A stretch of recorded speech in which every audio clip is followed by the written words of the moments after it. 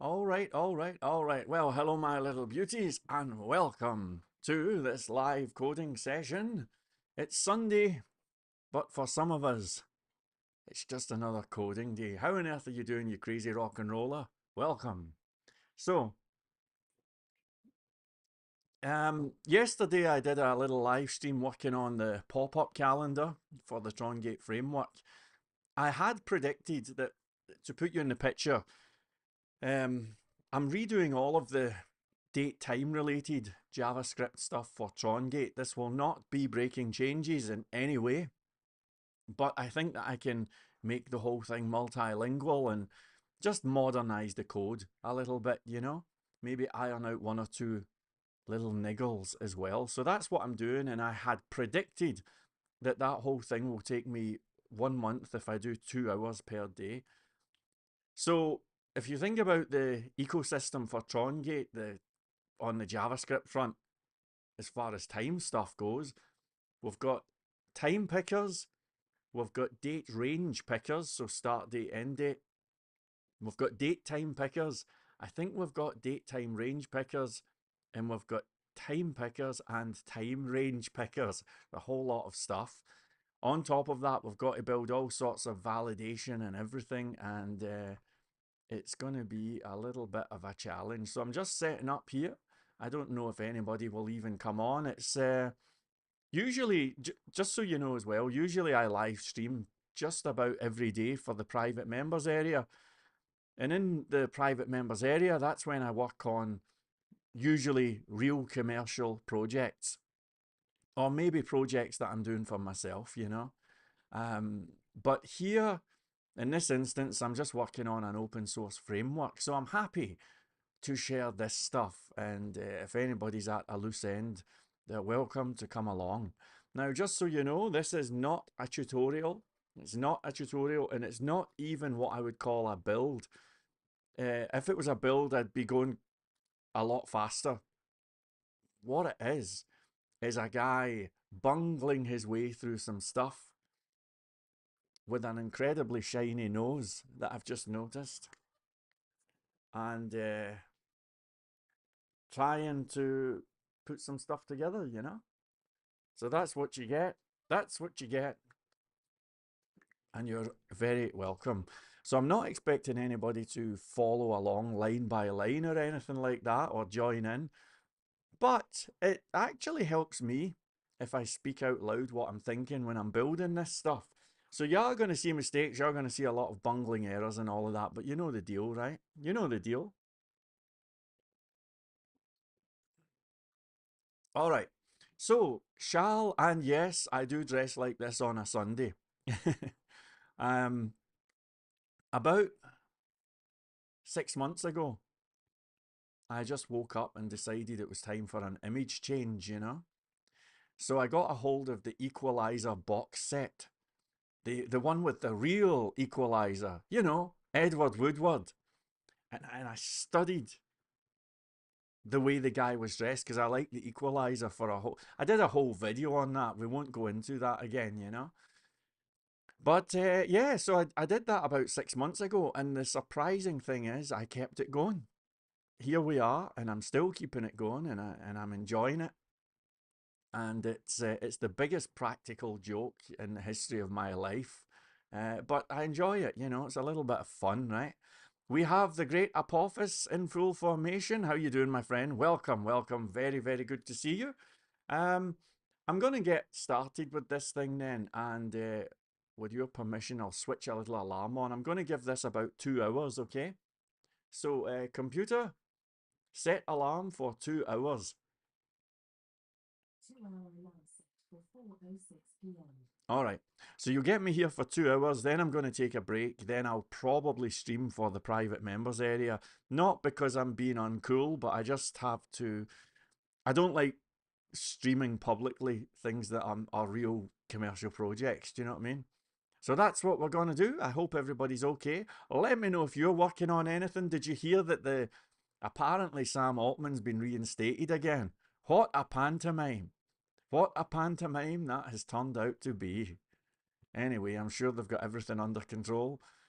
Right, shall we dance? Oh, shall we dance? All right, now let me just check my sound. I think we're okay. Okay, so we've got this. Yesterday I managed to get this vibe happening. Now, just as a quick sort of catch up, I'm going to open up public JS, Trongate datetime. And in fact, let me go into this module here. And on this create endpoint, I'm just curious, what does it do if you chuck in a date in the past? Does it open up at that date? Yes, it does. Okay, this is excellent. I'm really, really liking this. So you can see how that works, okay? And let's jump back to today. Okay, that's pretty cool. So you can see our actual day is in blue. If I zoom you in a little bit, our selected day is in this orange color. And that looks really great. I'm loving that. Okay, excellent. All right, so we have a pop-up calendar. Now, the obvious question is, well, what do we do now? And there's a couple of things that we can do now. I think one of the things that I'd like to do is add in, now let me take this out. Okay, so that's just given us today, right? But I'd like to get start from, or, you know, sort of date ranges working. Can't even think of the language to use. But if we go back to the original one, so this is the one that's live just now. It works. It's got a couple of glitches, but it works, you know.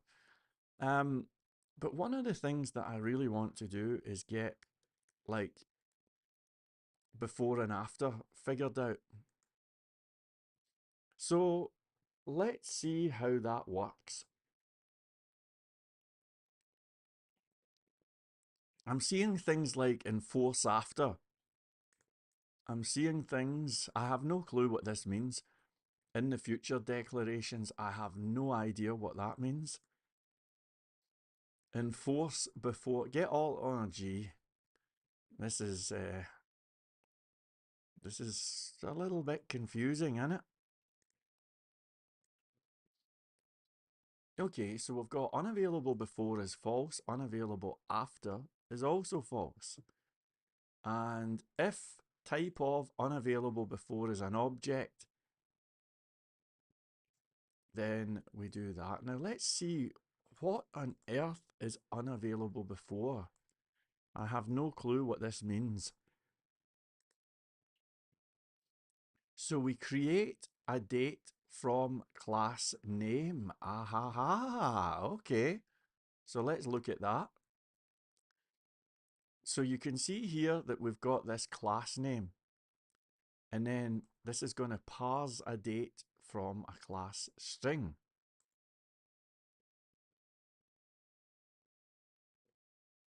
Okay.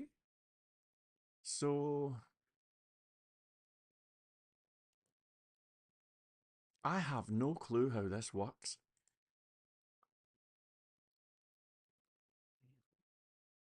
Let me see here.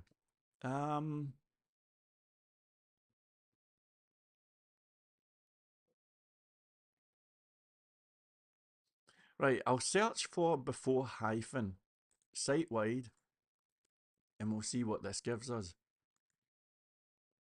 So,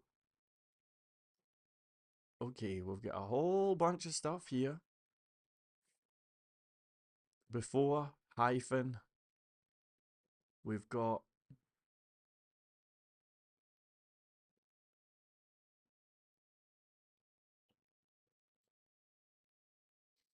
I honestly and legitimately have no clue how I built this thing.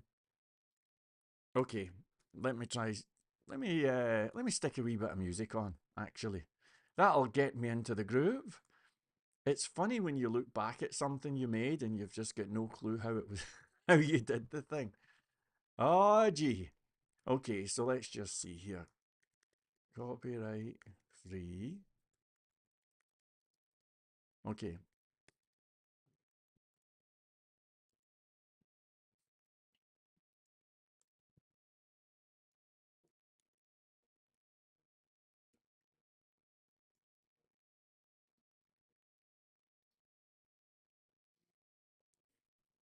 Okay, here we go. Pardon me. Alright, so I'll leave a link to this music here just in case anybody wants it.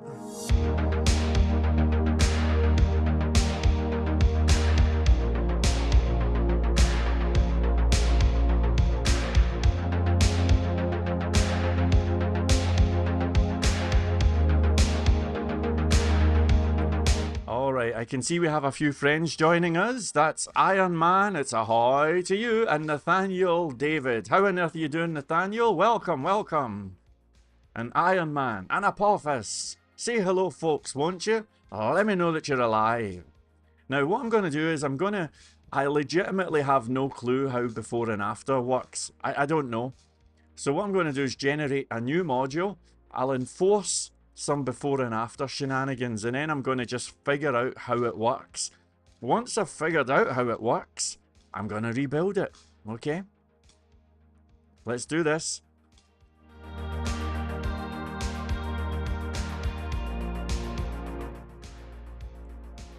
I should say it's going to take me about 15 minutes to figure out how this works, so I might as well play some music, okay?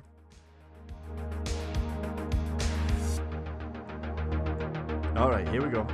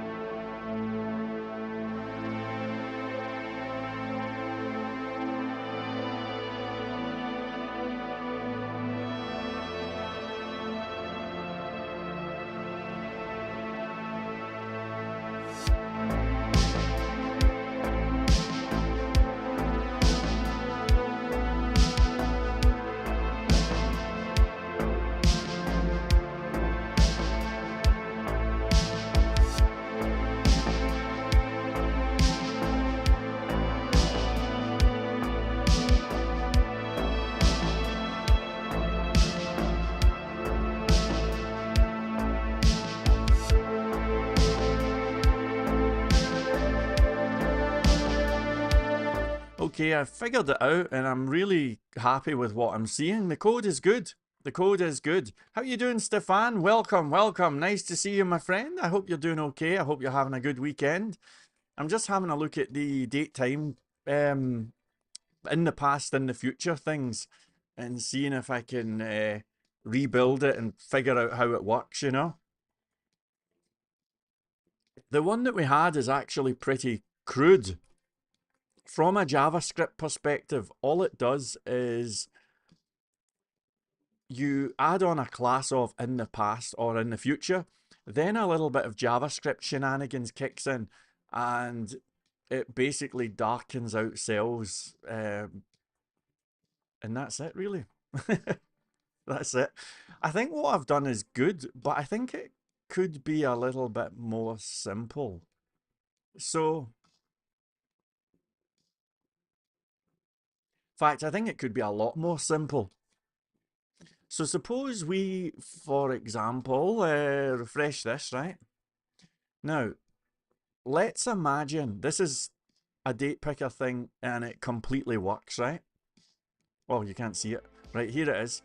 So this is a date picker calendar and we want to get in the past and in the future enforcement working. Do you see how here I'm not allowed to click unless it's in the future?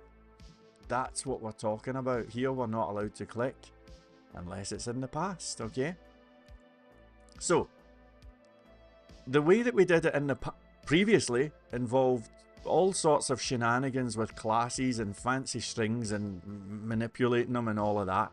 I think there's an easier way. So what I'm going to do is bid this a fond farewell. And we're going to rename, this is our old one here. Can everybody hear me okay, by the way? I kind of get this music on and I don't know. Very nice to see. Oh, is that Dan? How you doing, Dan? Very nice to see you. It's Dan from all the way in sunny America. It will always be an exotic place for a guy like me. Very nice to see you, Dan. I hope life is good. You working on anything? Anybody working on anything nice? Actually, let's have a little poll, shall we? I wonder what you folks are doing today. So, what are you doing right now? 1, coding, working on your own stuff. Watching, listening.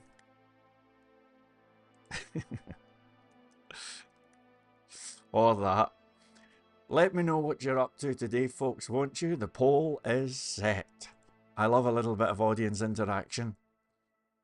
Okay, so moving on with this date time, let's see if we can do something that will enforce in the past or in the future with our date calendar here. So how could this work? Well, let's imagine that we go to the create thing here. No, maybe not this one, but this one here. And we're going to say that the class is date picker in the past. That's it, okay? Date picker in the past. Now, big deal. Big deal. Nothing happening, of course. But that's where this magic happens. We're going to open up our time date thing.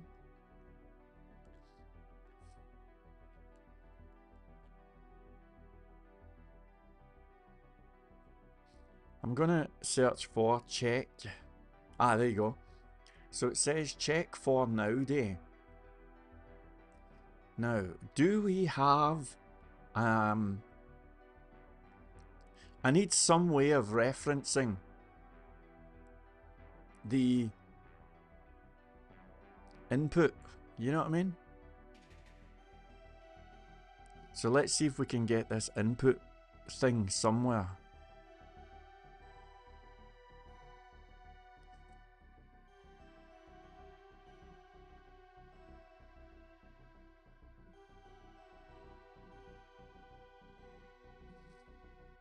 Don't know if we can actually.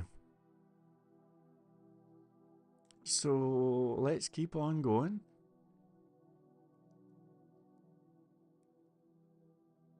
It gets the month start, it gets the day start, gets the number of days. I'm looking for something that will show me the input variable so that I can see if it has that thing, you know?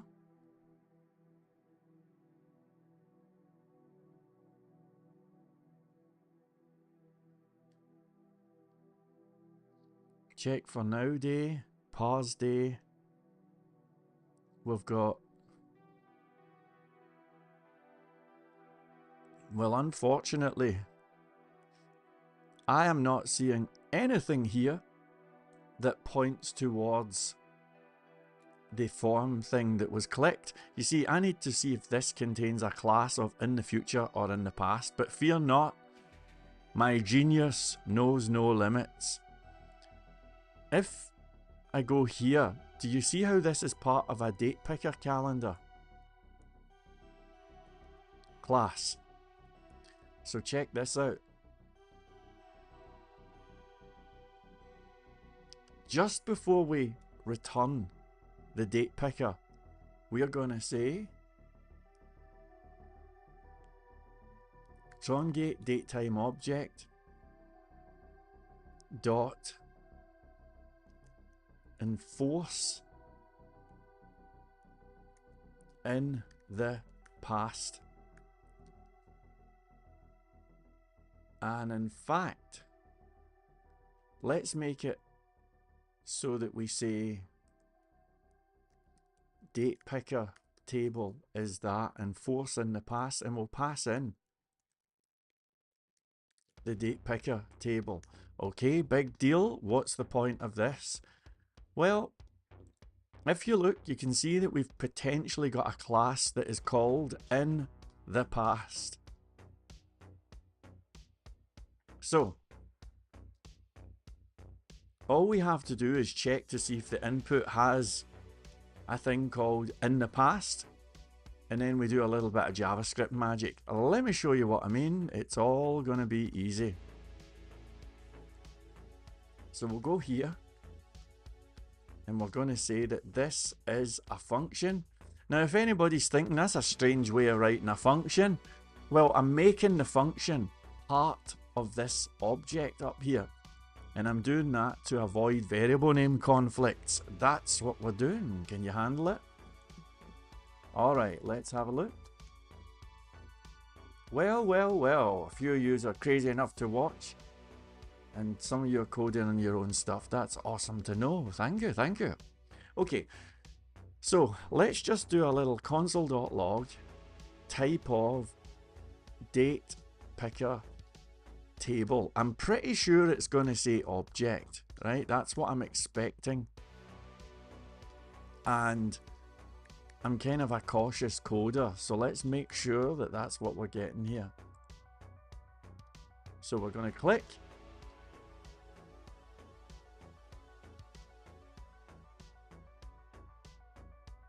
Something here that it doesn't like.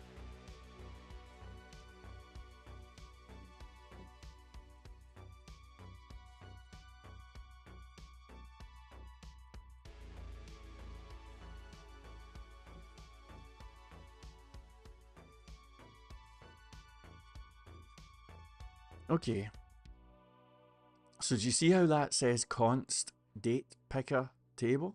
We're going to change it to let date picker table. Refresh, click, there you go, and it says object. That is fantastic. Okay, so let's go back to this enforce in the past. Now, the first thing that we're going to do is we're going to get the containing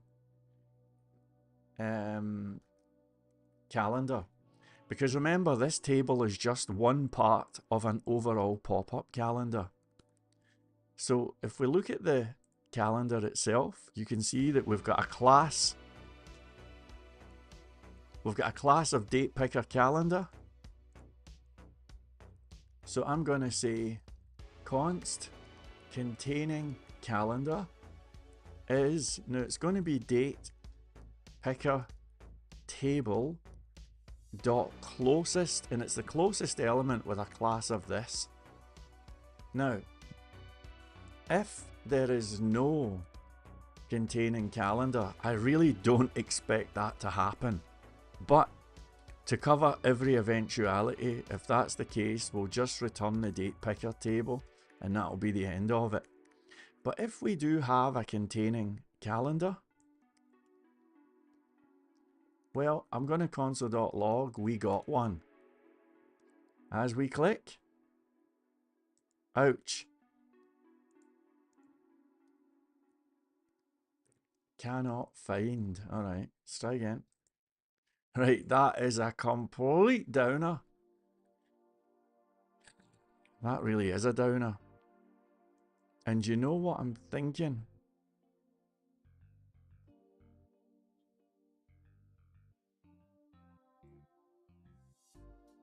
I think I know what's going on. You see, here we build and populate our date picker table. There it is there. And here we insert our date picker table. Round about here. So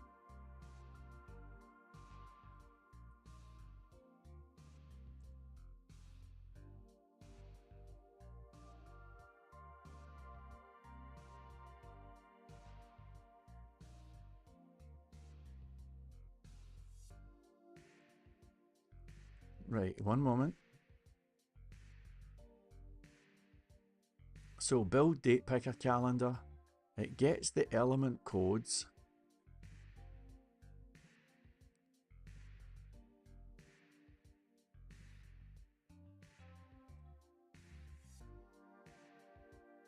Okay, I think I've got this.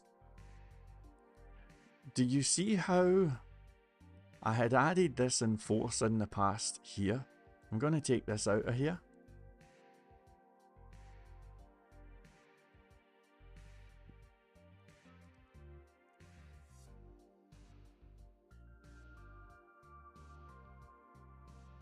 Okay, so after we've built the date picker table, then I'm going to say date picker table is enforce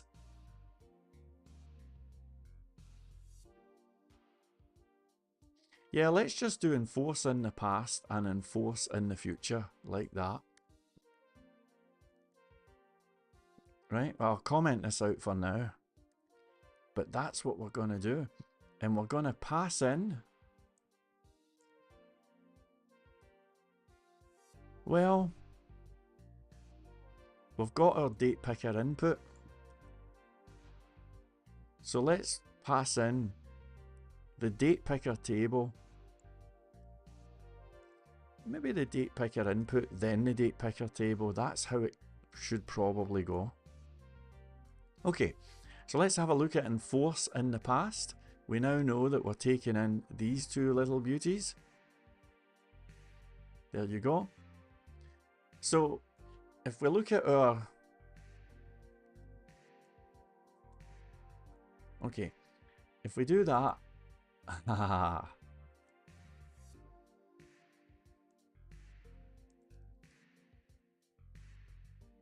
Alright, again, this is going to have to be let date picker table. Okay, good. Right. So, enforce in the past, right? So what is it that we do? Well, let's start off by doing a console.log date picker input .outer HTML. I just want to confirm that we have this, and we do indeed. Okay, so you can see that we've got a thing that says in the past, right? So we're going to say if date picker input dot class list dot contains in, and there's our class, it's called in the past. Yes, we have it. Echo.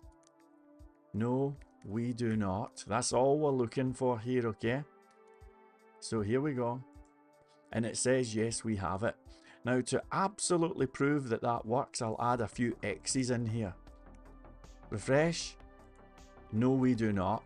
So we've now got a perfect way of checking to see if we've got this in the past thing or not, okay? Good. Now, if we don't have the thing, well, we could say return date picker table here. But in fact, we could even get rid of this here. Do this. And that'll be just fine. So, how does this one work?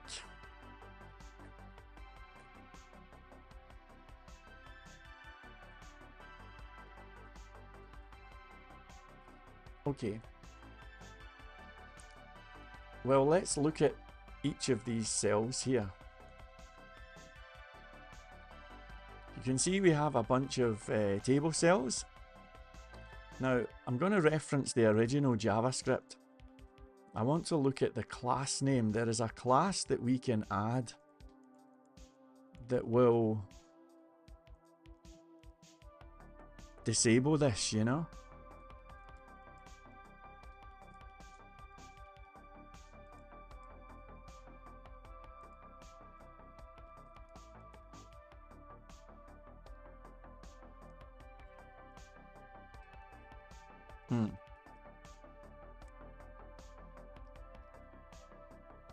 Okay.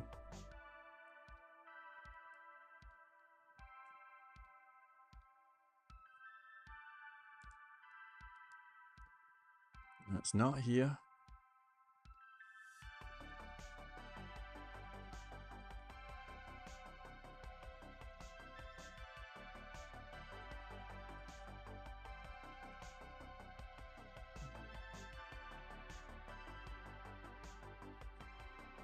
Here it is here.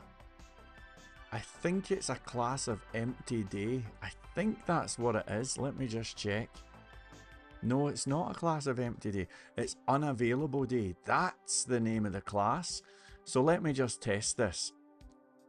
If we go into one of these cells at random, class equals unavailable day, hit return, you can see that this class is now completely out of commission.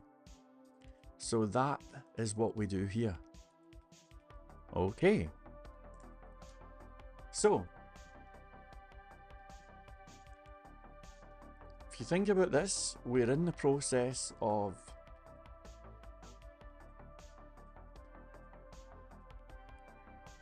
well, basically, in plain English, let's just write this. This is the hardest part of web development.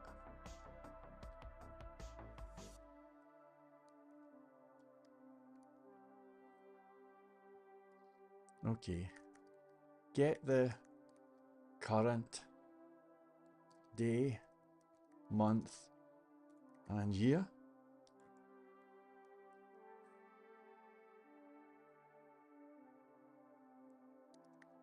Get the assumed day, month, and year. Okay. Now I'm going to do a little console.log JSON.stringify Trongate datetime object. It's going to show me if we've any values that we can work with. So here's a bunch of stuff. I'm going to copy this. Come on. I'm having real challenges with that stuff these days. But anyway, let's have a wee look at what we've got. Okay, so you can see that we've got assumed date, and we've also got today date. Okay. Now,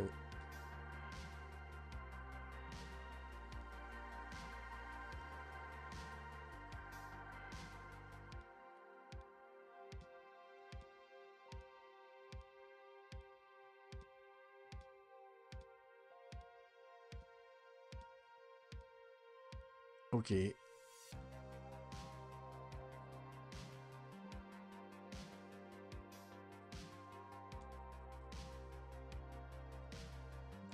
going to copy this.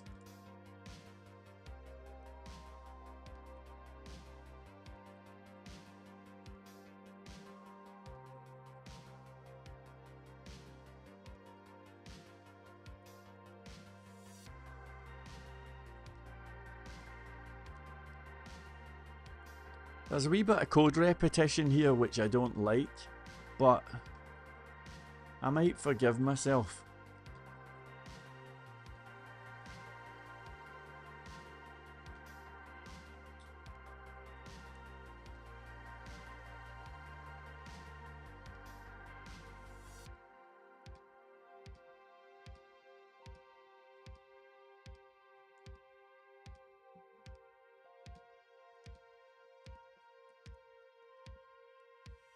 Okay, so we've got a little bit of variable declaration here, and I'm going to just console.log assumed year is assumed year. I'm going to do this with all of these values here. Actually, now we'll go. I was going to bring in the employee of the month, but I'll try not. ChatGPT is awesome, but it seems to slow me down somehow, you know? I wonder if anybody else has experienced that.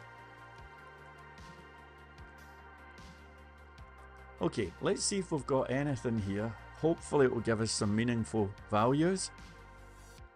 And that is perfect.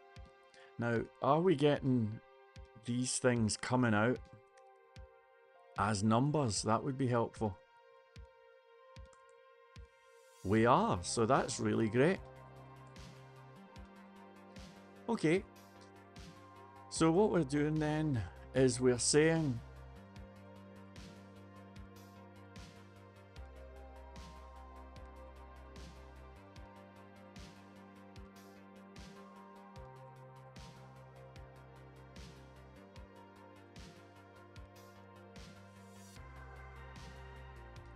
if assumed year is less than or if assumed year is greater than or equal to now year,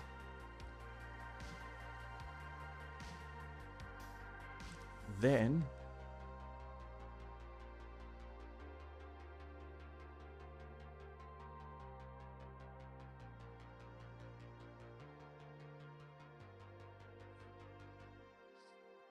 damn, how are we going to do this?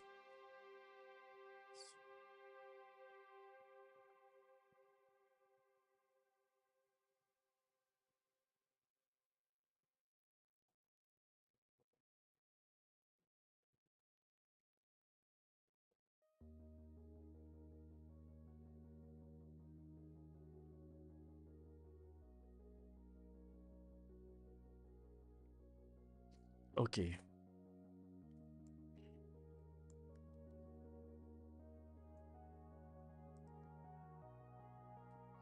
I am going to bring in the employee of the month.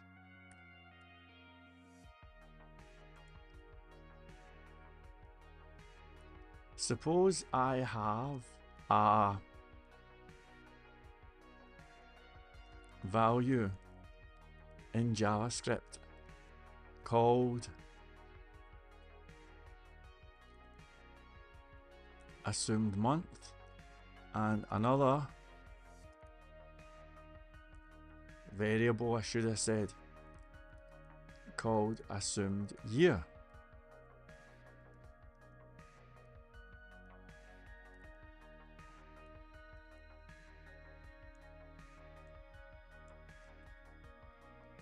These values are obtained from a JavaScript object with the following code. I also have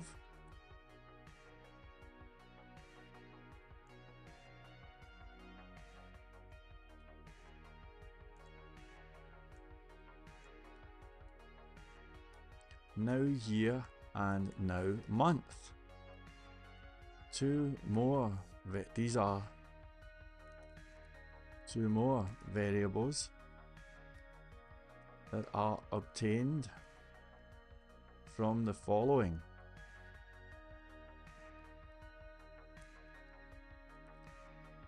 Can you do the following? Based on these variables. 1. Get a date representation of the start of the month for both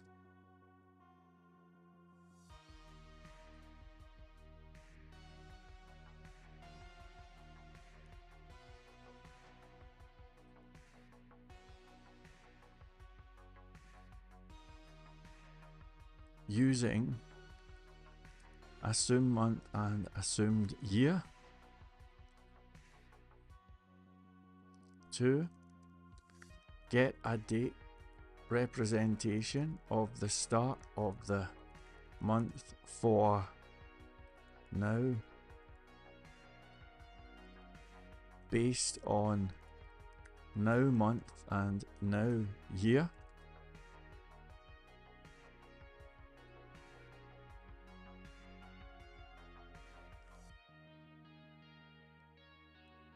3.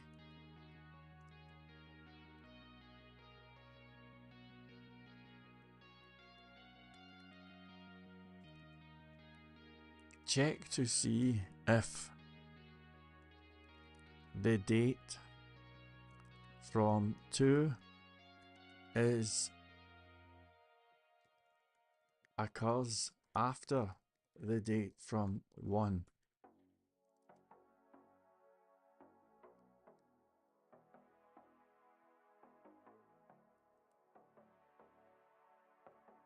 Yeah, that'll do. Okay, here we go.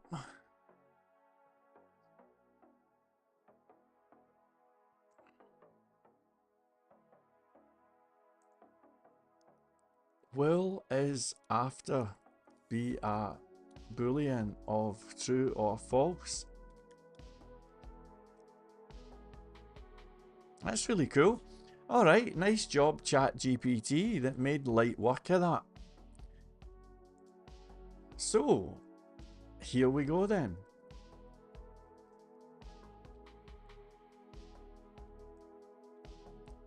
So you can see here that start of month assumed is this. Start of month now is this. And is after is, I mean, that's just beautiful. That is just beautiful. So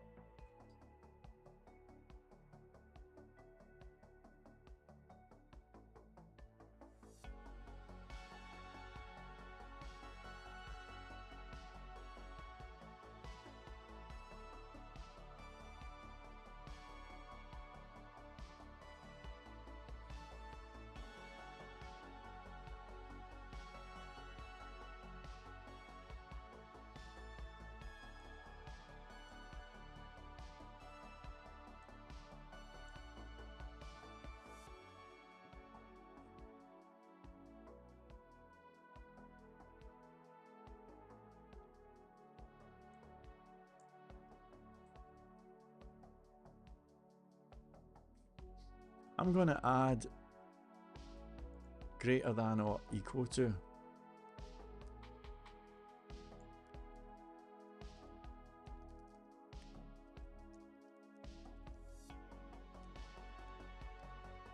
Now we know what it's going to do, but I have to just be sure.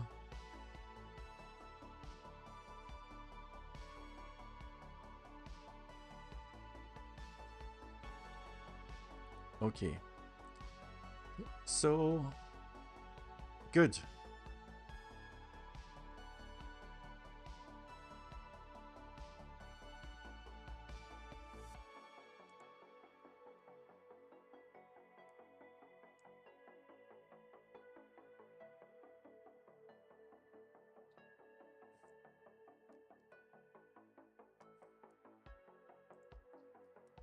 is there a way to improve the following code so that it returns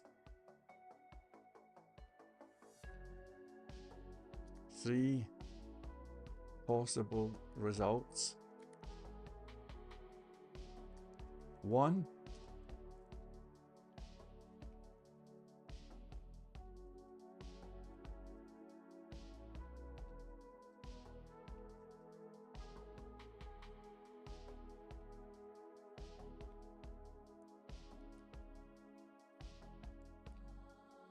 past month, 2, current month, and 3, future month. That would be cool.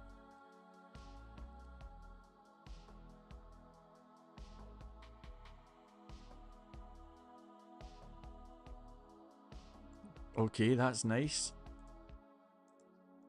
So what this is doing is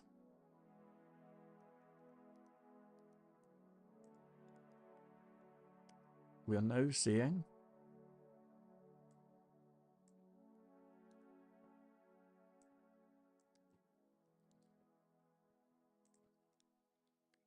let result. Okay, cool.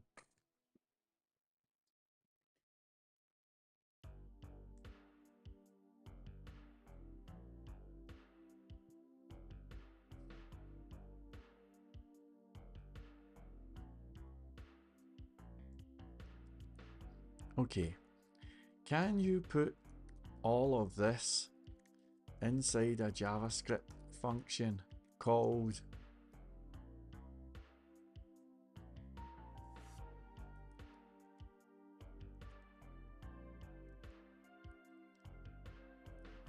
establish month type?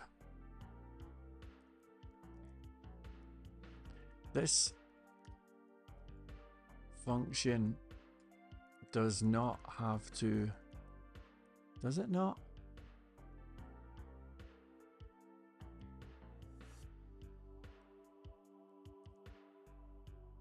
Accept any arguments, since Trongate datetime object is available globally. However, it should return a month type value, which should either be past month, future month, or current month. That's it.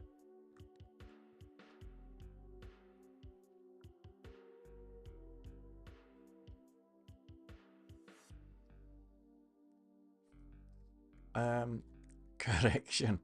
I was meaning to add all of this inside the function.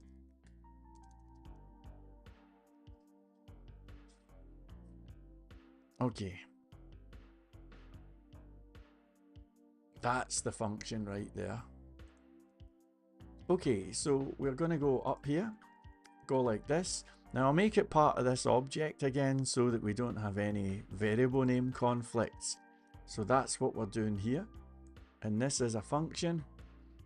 And it's going to be called not enforce in the past. That's a stupid name. It's going to be called establish month type. There you go. So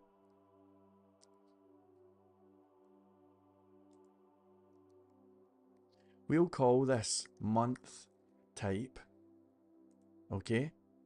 And I'm really loving that. I think that is excellent. So back down here, we are going to say const month type is this establish month type. Now let's just test this.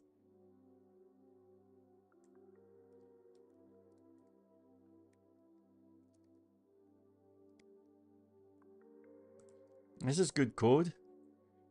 So month type is current month. Now if we Well, there's a bit more to this, but I'm really liking this. If we had said, for example,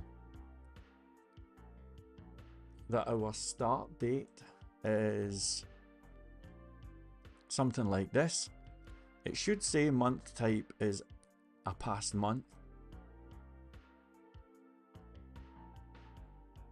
Month type is a future month. Go figure.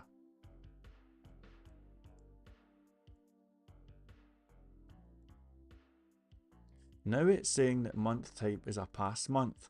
So this is not entirely right, this thing. So let's just see what we're doing here.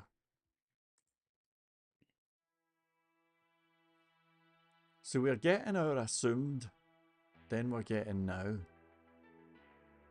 If the month now is less than the month of assumed, what does that mean?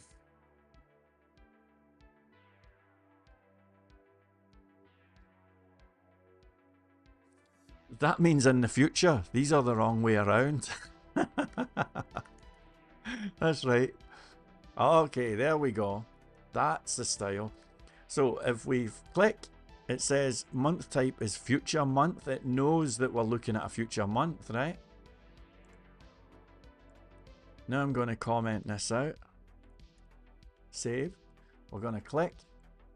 It says current month. That's absolutely right.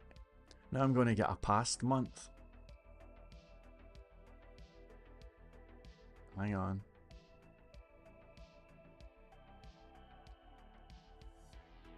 Here's a past month. Past month, right? That's excellent. Ah, gee, man, that's rough, innit? Okay. So here we are, and all is well.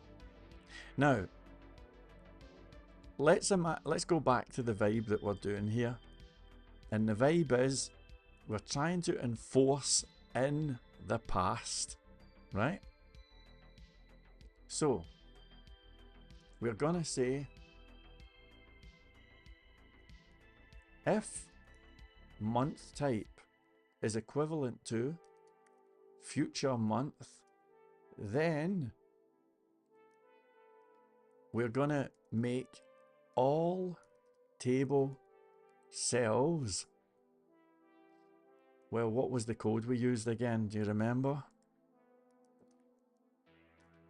I think it was called unavailable.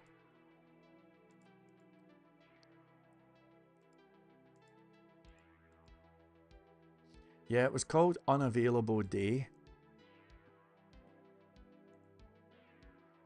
So we're going to say give all table cells a class of unavailable day.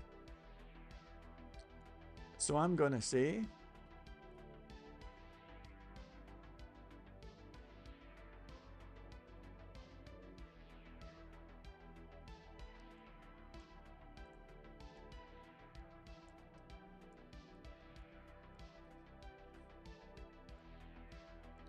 make all cells unavailable. And for that, we're going to pass in our date picker table.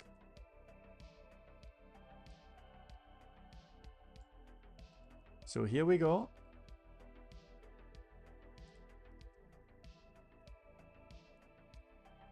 Okay, so here's our date picker table, and we think about the cells as these TD areas here.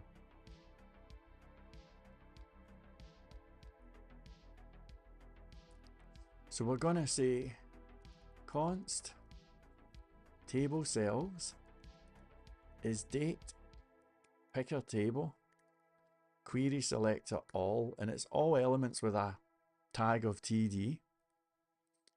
And then we're going to say for, we're going to loop through the table cells. and we're going to say class list add unavailable day. So save. Okay, now that's fine, but let's add a future day like this. If we've done this right, all of the days should be blocked out, and they are. So as you can see, all of the days are now impossible to select.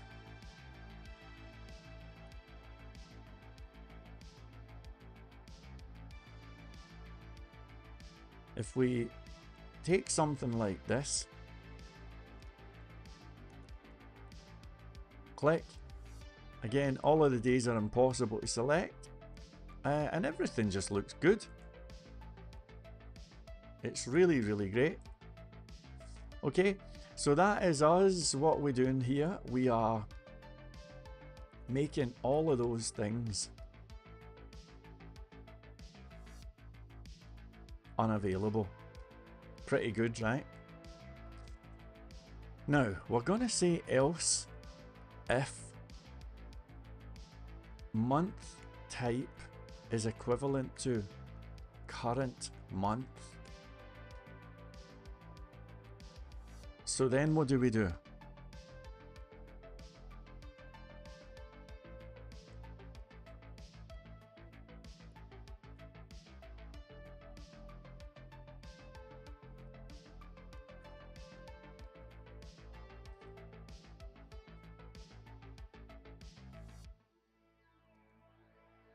I have to just check something.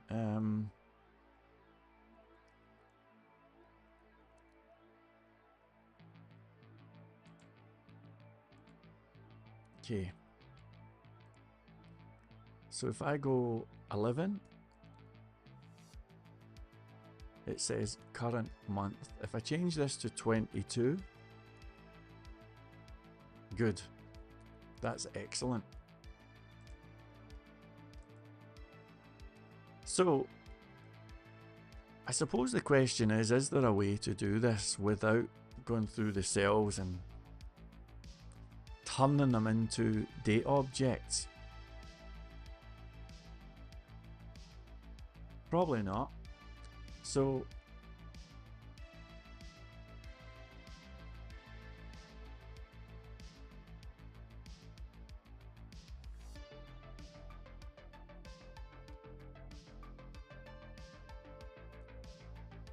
okay.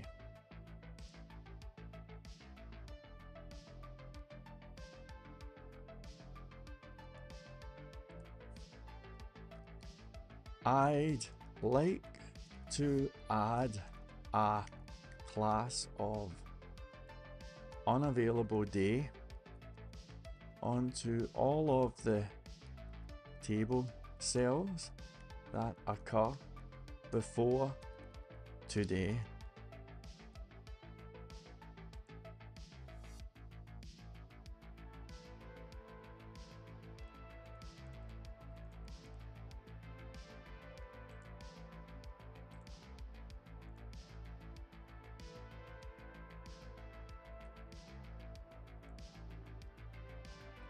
Today is indicated by a class of current day.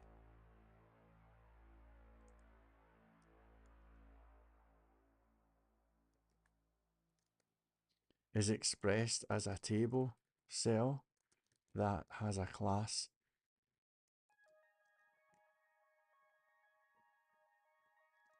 Can you give me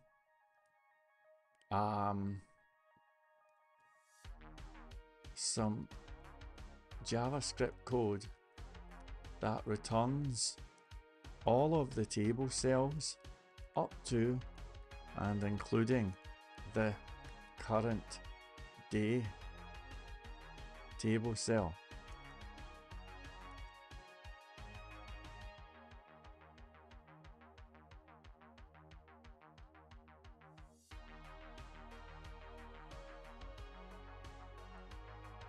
Okay.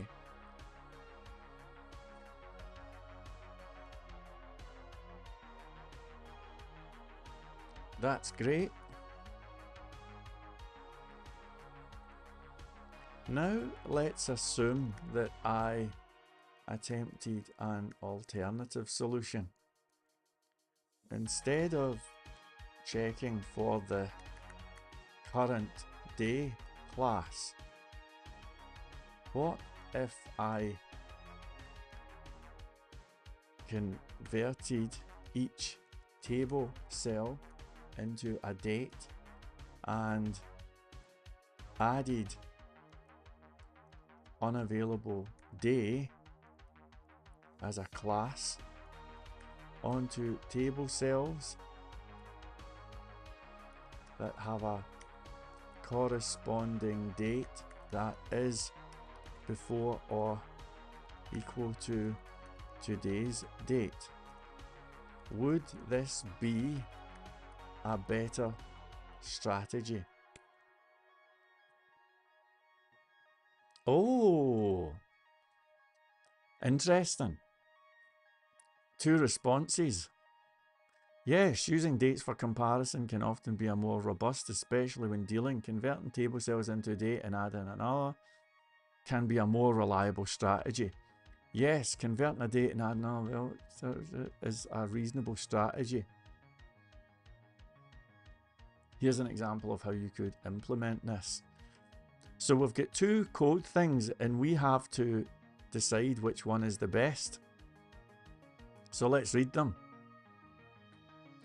We get all of the table cells, we get today's date, we set the hours,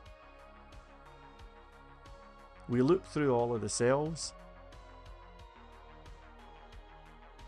we get the text context if it's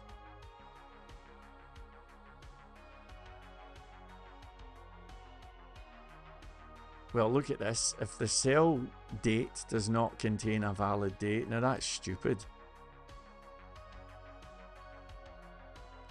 That looks a bit daft. Now let's look on the left. Get all of the cells. Check if the date contains a number.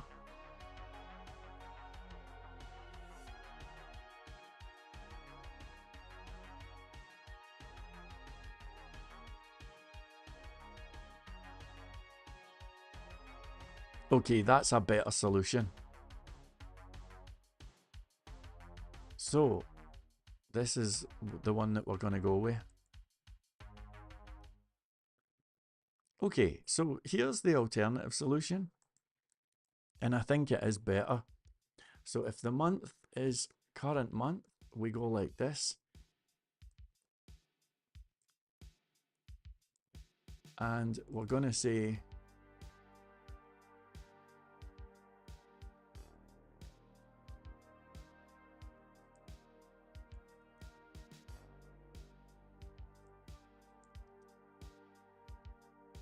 that. Now this is actually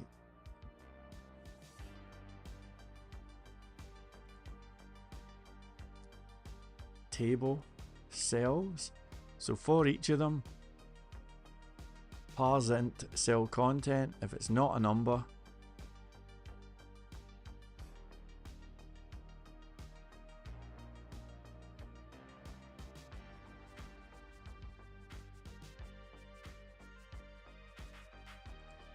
okay, let me just console.log this cell content. I'm not familiar with this dot cell content syntax.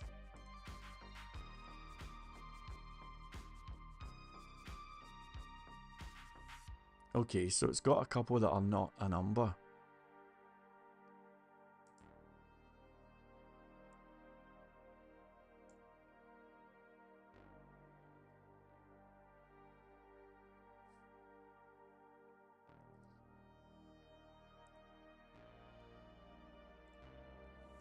I'd like you to improve the function by ignoring cells that do not have a number as the cell content.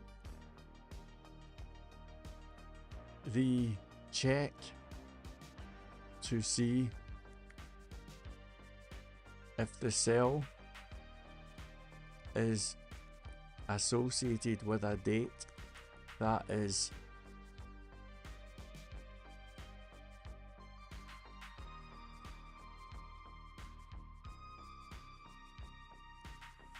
before or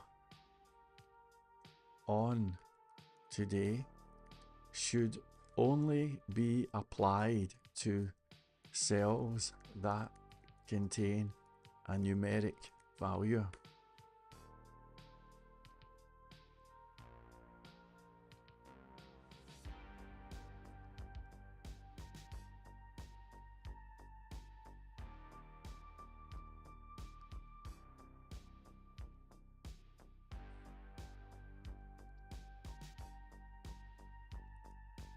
If you are only targeting cells with numeric content, then why are you using this?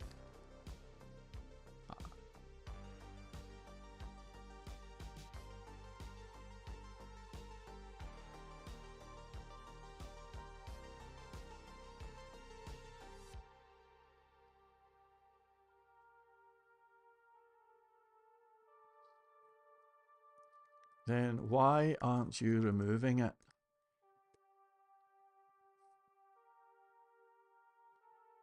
There you go. Okay, so that's looking good. Let's go like this.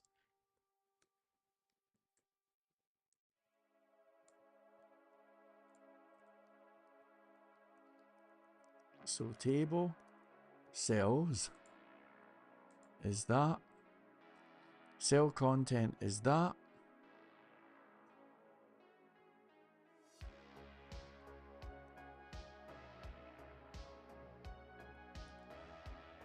Let's console.log cell content.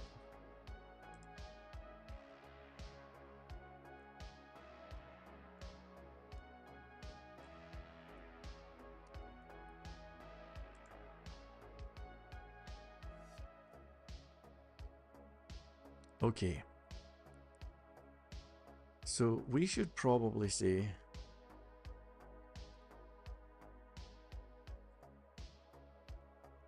what is the JavaScript code for checking to see if a value is numeric and greater than 0. Ouch.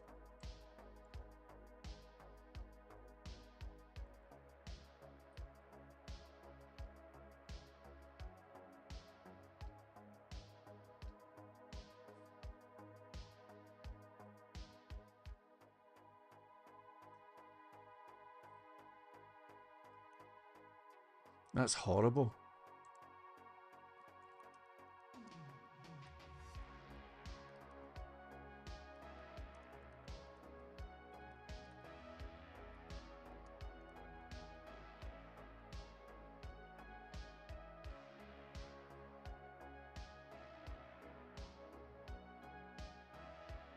So if that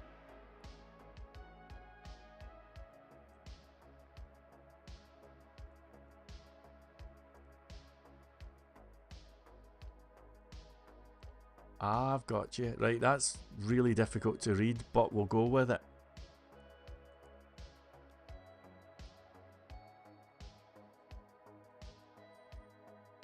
I have to ask, what is the difference between and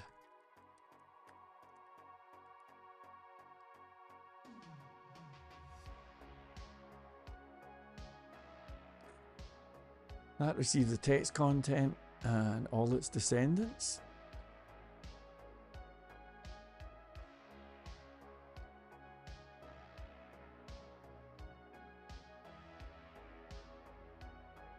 Oh, interesting.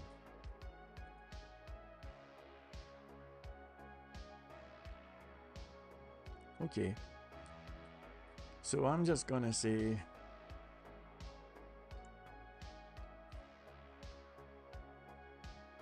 that,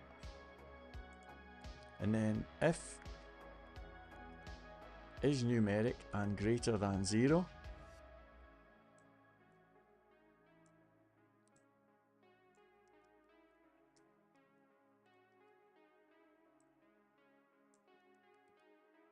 All right, here we go. So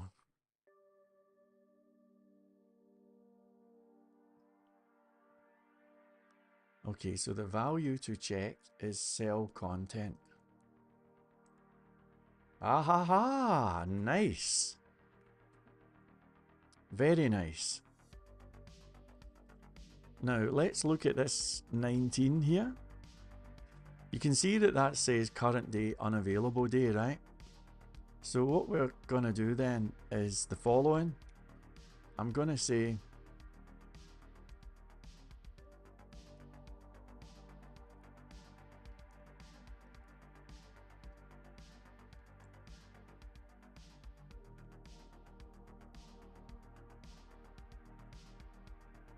okay, good. Let me chuck a little number in here.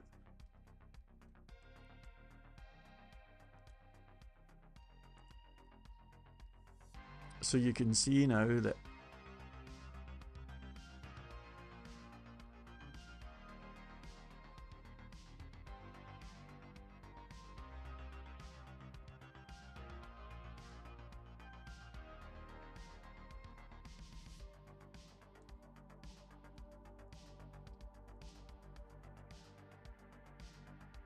that's good. I really like that. Okay, beautiful code, beautiful code. That is fantastic. So to be clear, what this is doing is it's it's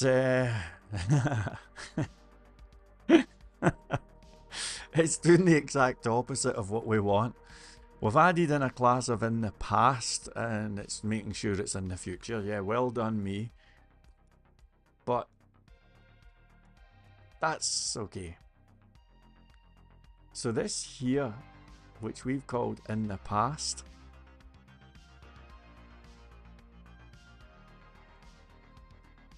when you think about it, that is quite literally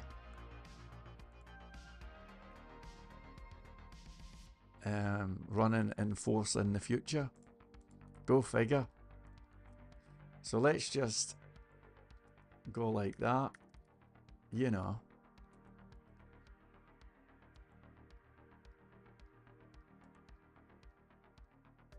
Okay. So this is in force. Now again, we should be saying in the future. Good. Now I'm going to go back to this thing and I'm going to say in the future. Imagine getting them backwards. But there you go. So this is now absolutely enforcing this vibe where we can only select a future date. Okay. So that's kind of cool.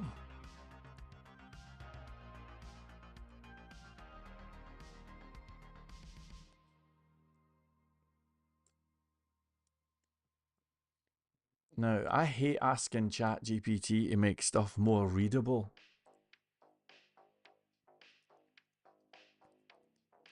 So I'll just say, can you improve this? Just in case there's anything obvious.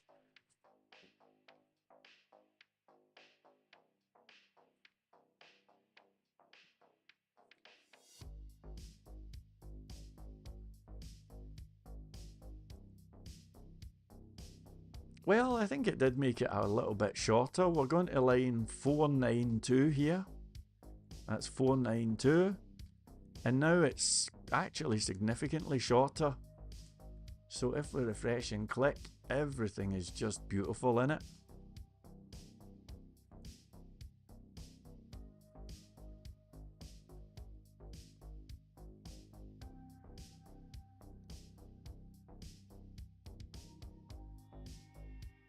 And in fact, we can keep that in and make it unselectable, so we don't need this.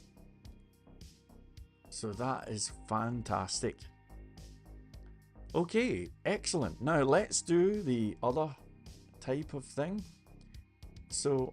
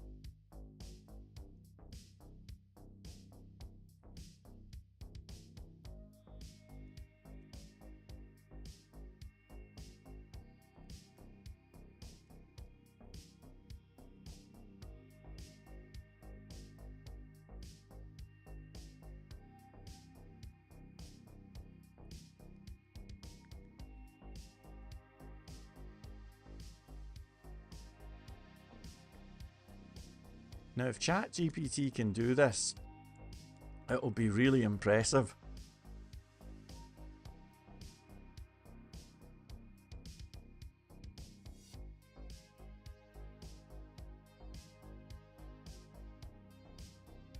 And I think it's done it. I do believe that ChatGPT has successfully done this.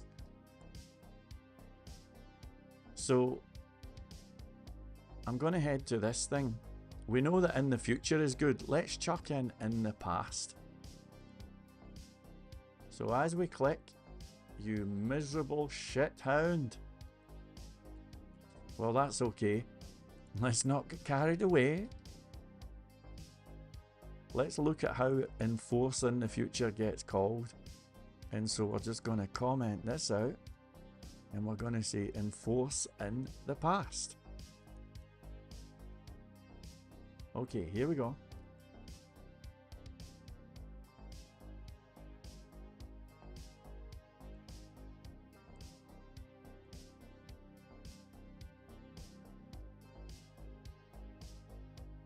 And look at that. It works, but with one challenge, and that is it's allowing me to select today. So let's see if we can do something about that. If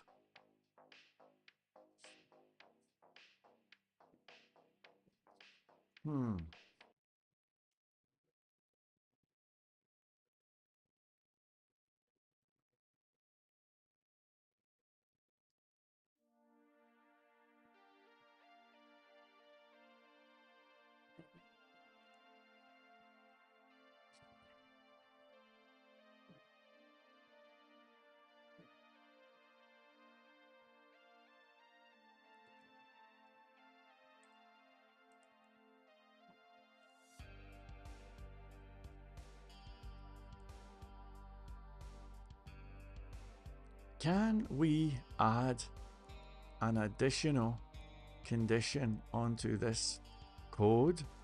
The condition I'd like to add on top of what we already have is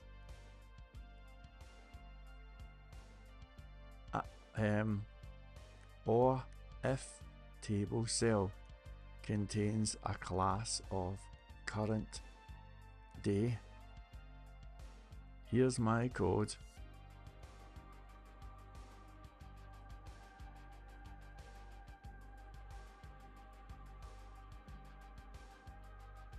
Okay, good. So we're simply saying this, and that should mean that this is going to be unclickable. And it is, it's unclickable. That's beautiful. Let's take that condition, which we do like, and we're going to do the same here.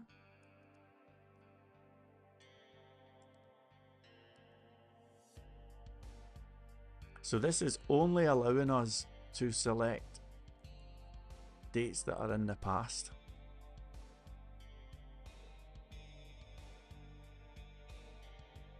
That's good.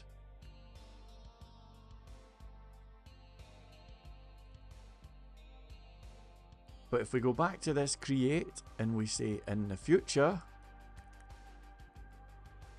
click. Now it's only letting us select a date that is in the future. And that, my friends, is fantastic.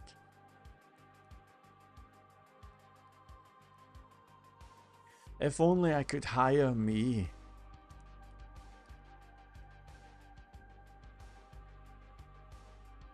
Okay, get add all, get commit basic in the past and in the future working. Okay, so now let's see if we can go a little bit further with this.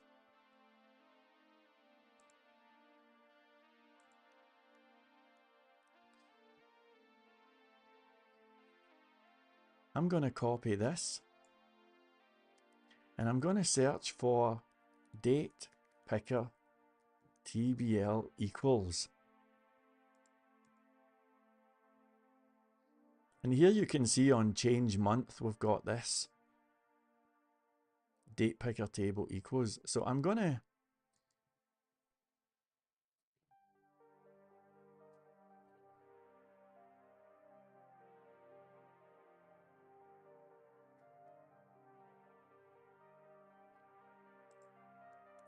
go like this. So when we change month, we're going to enforce in the past and we're going to enforce in the future. However, we need to get the date picker input. So you're going to get an error when this runs. When I click it, everything's cool, but when I do this, it says, look man, I don't know what the date picker input is. So we have to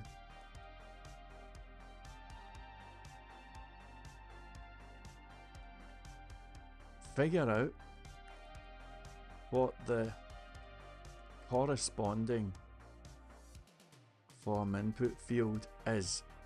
This is probably something that I'll be doing quite a lot, you know? So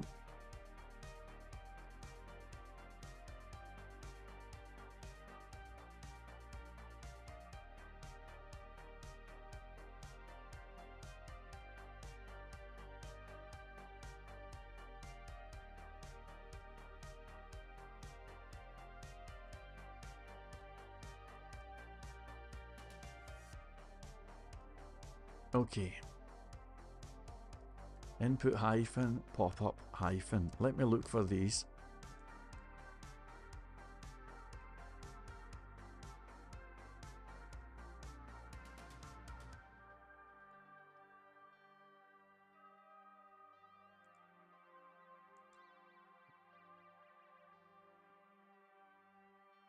Is there a pop-up that relates to this element? Find target class. So target element.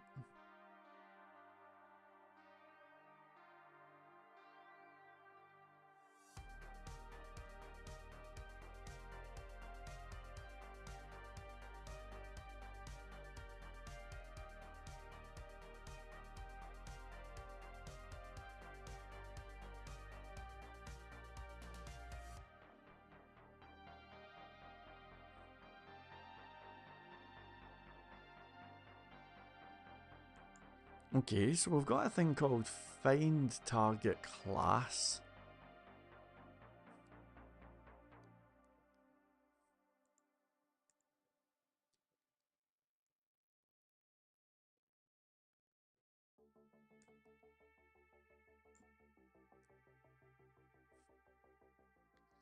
This looks quite useful.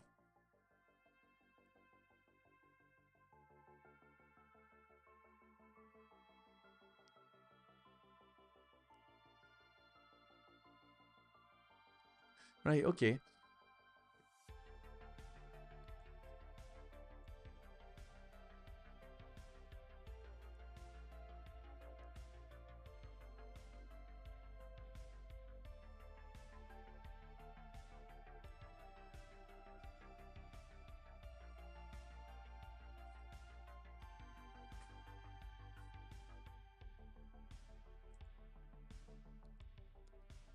Okay, so we're going to call this return related input. We'll call it return related input.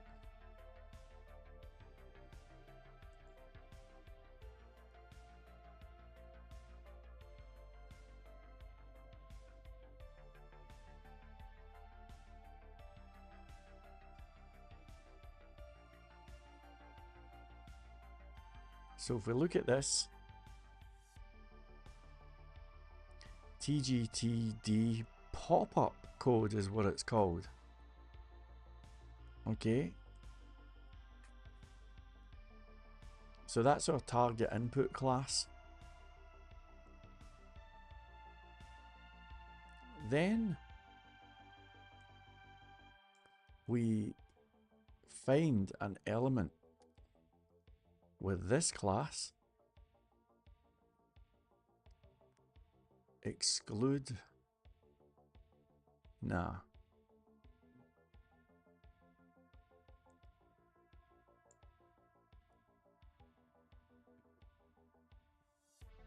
Okay, so let's say target input class is that.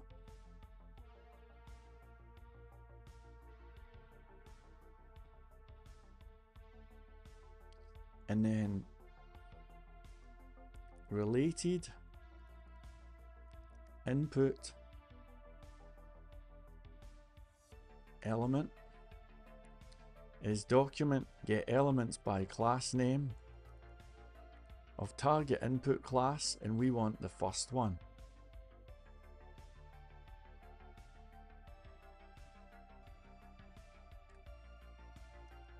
And we are gonna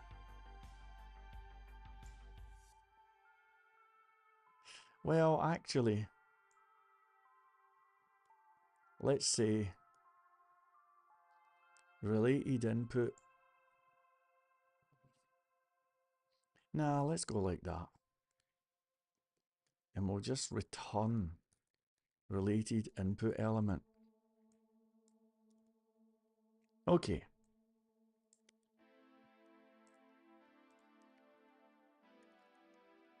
I'm doing a lot of can you improve this and stuff simply because this is framework code, you know?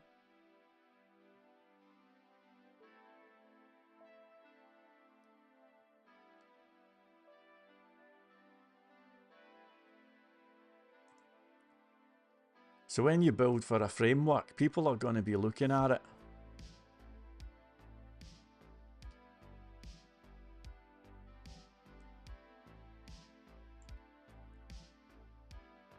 Okay.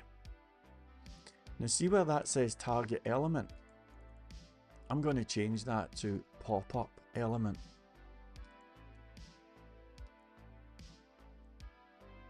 Okay.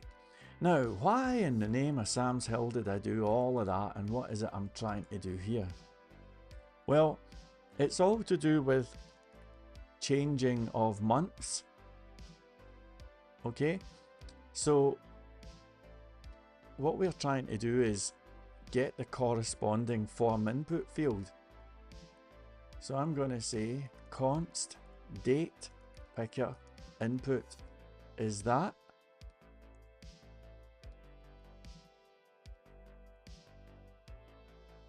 And we're going to pass in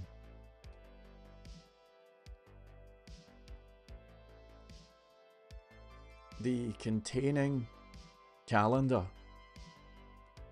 So I'm going to say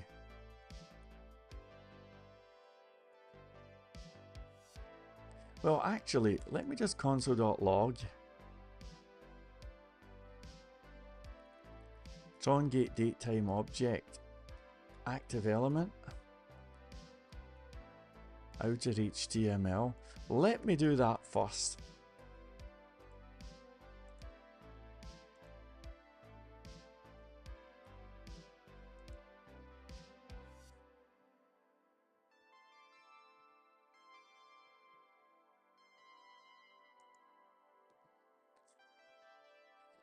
Well, that is making me realize that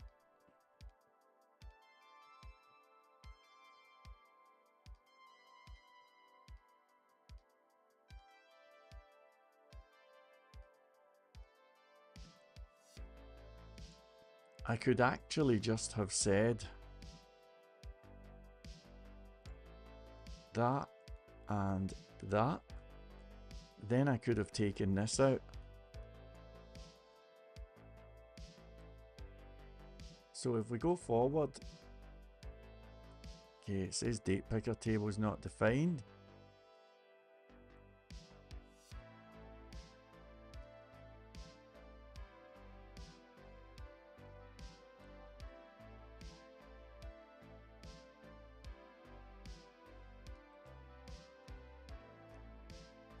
let's say let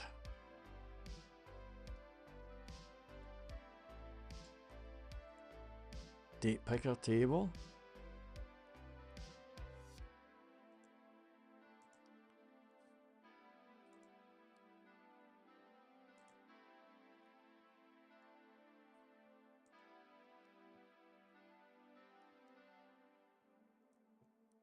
Here we go.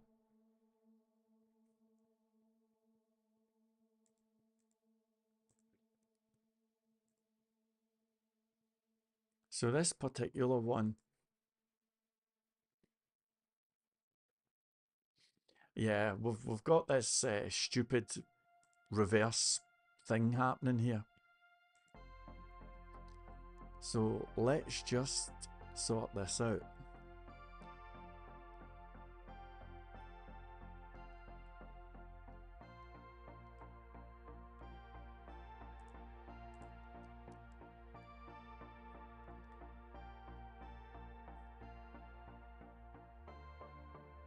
Okay.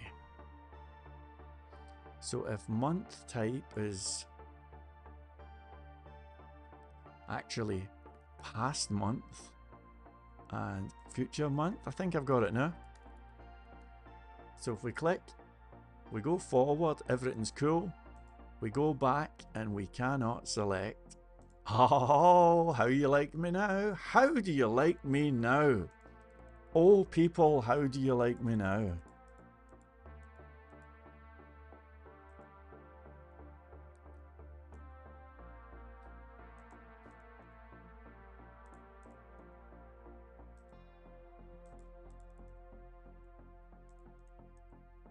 That is beautiful. Alright, now let's do it the other way, and I'm going to enforce in the past. Here we go. So as we click, we cannot select in the future, but we can select in the past. Oh, that is fantastic.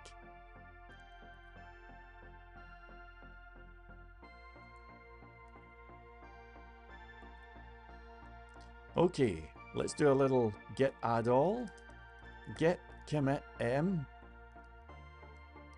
enforce in future and past, now working upon changing of months. Now I wrote a little function there that I don't even need, and it was something about establish related input. Do you remember that?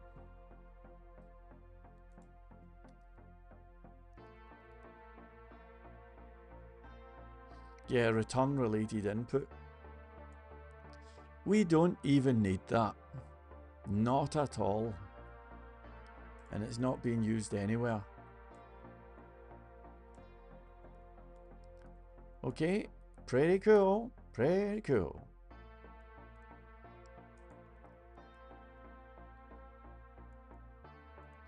Okay, now there was a nice little thing we made called establish month type,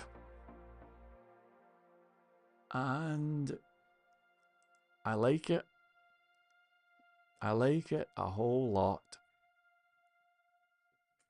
And you can see that we've got this month type is establish month type. Now,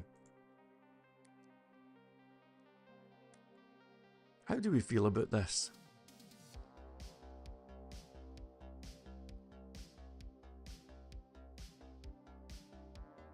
Let me look at build and populate date picker table. I mean, all of this.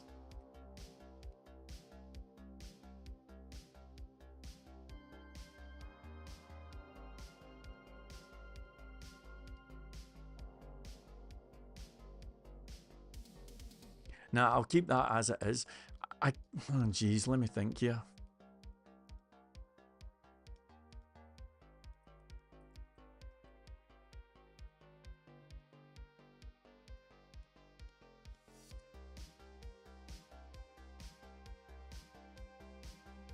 Now we'll keep it as it is. I think I could have simplified this, but it gets really risky. Because sometimes if you simplify code too much, it's really difficult to maintain. So this is not the most economical code in the world, but it is, I think it's pretty well written, you know, and it serves a purpose. So if we look, it's almost 1,000 lines of JavaScript here. Well, we've got a wee gap or two then again, haven't we? Alright, let's call it about 800 lines maybe. Not too bad. Not too bad at all.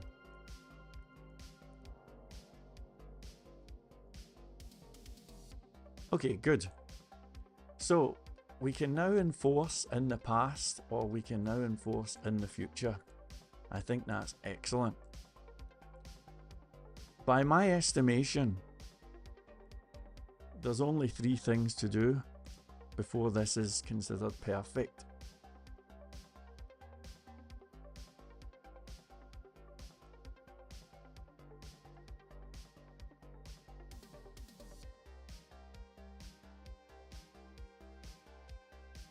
So 2 things to do, 2 things. Did I say 3? 2. So the 2 things to do, or maybe it is 3. One is click date.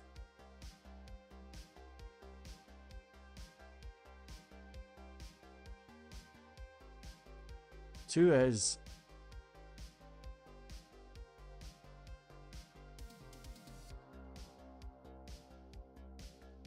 revert to previous value if date is not valid.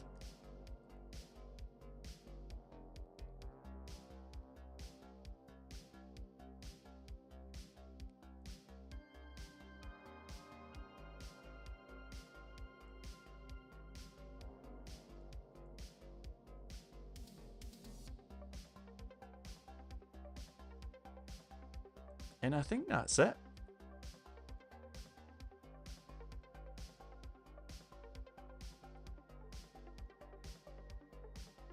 Yeah, I think that's about it.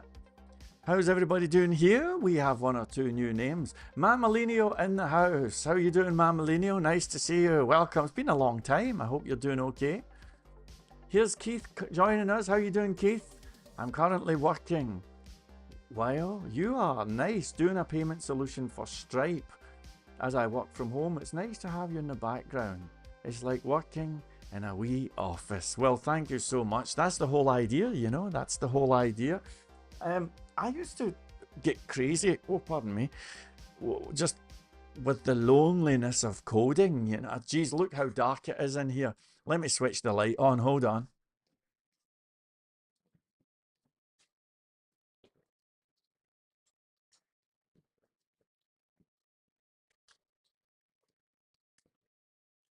Yeah, development can be a lonesome game. And in the past, it drove me crazy, and I'd hang about libraries and everything and Starbucks just to be around people, you know.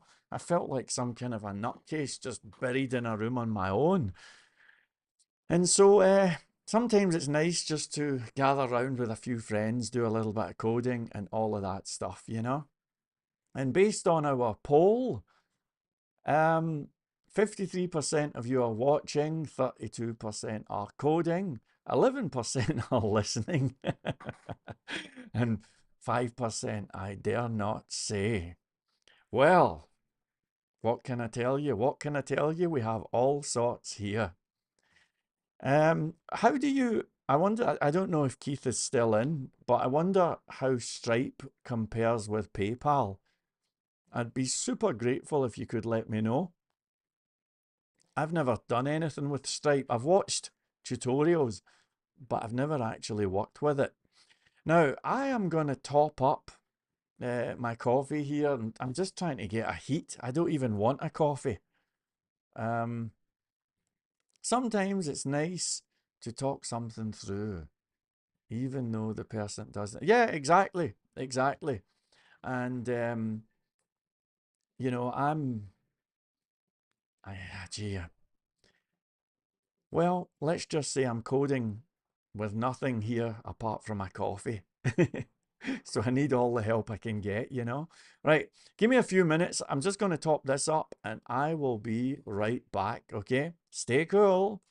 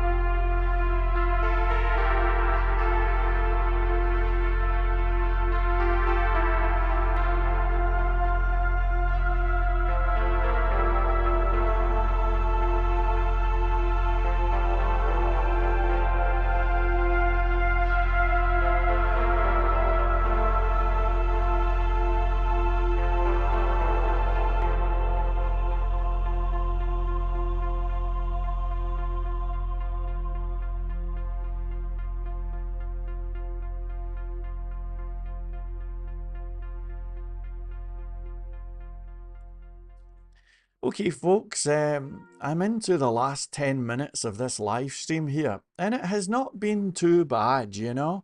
I think that the goal was to get the basic JavaScript pop-up finished. Well, maybe not the goal, but that was what I was hoping for, let's say.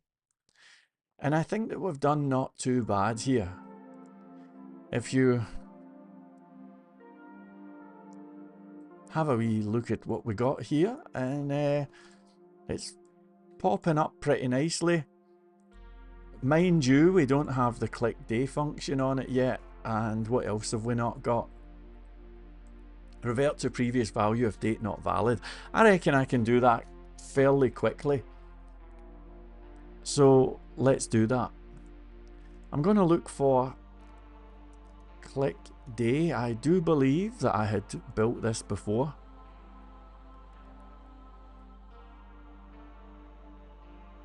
And I think it's something like this. Now let me just check. Click day. Do we have it?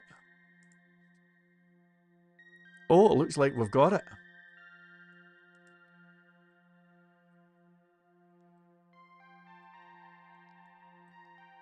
Okay. So basically,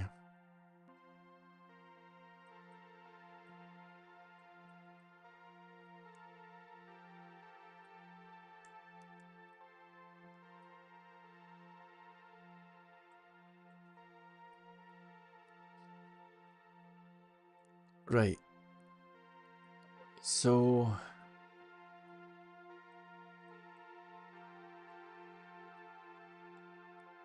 let's go to build and populate the date picker table, which is up here. So it goes through all of these little things, and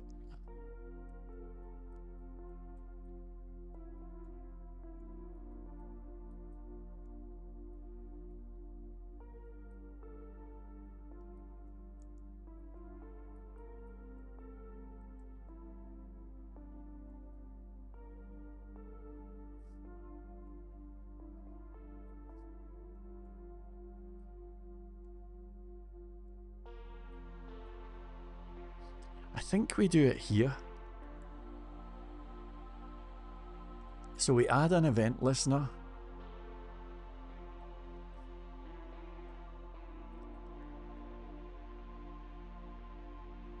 Something like that.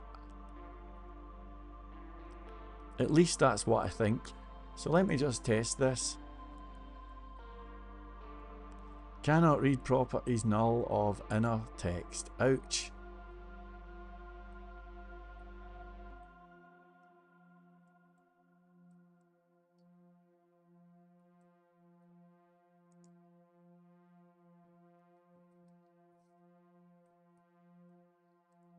Alright, let me just try this. A little hello return. Well, that works. Let's try this part. Console.log day cell outer HTML.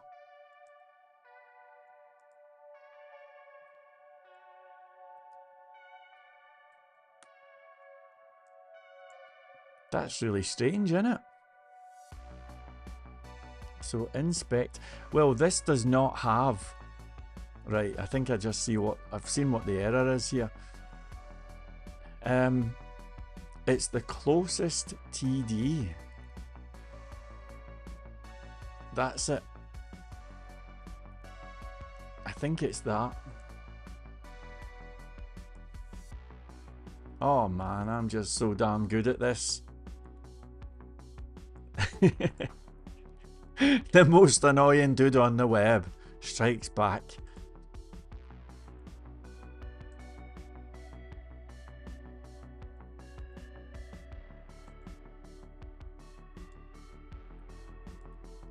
Now, if we go to these future dates with unavailable day. Okay.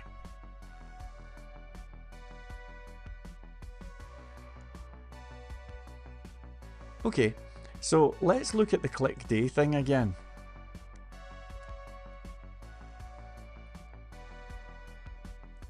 You can see that that works, right? So what we're going to do is the following. We're going to ask the question, does this clicked day contain a class of unavailable day? So we're going to say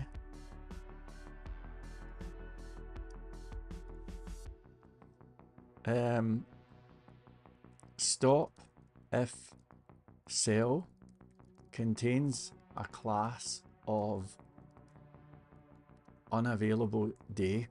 So the way that we'll do that is we'll say if day cell dot class list dot contains unavailable day, we just say return. So if I go like that, there you go, and that is perfect. That's it.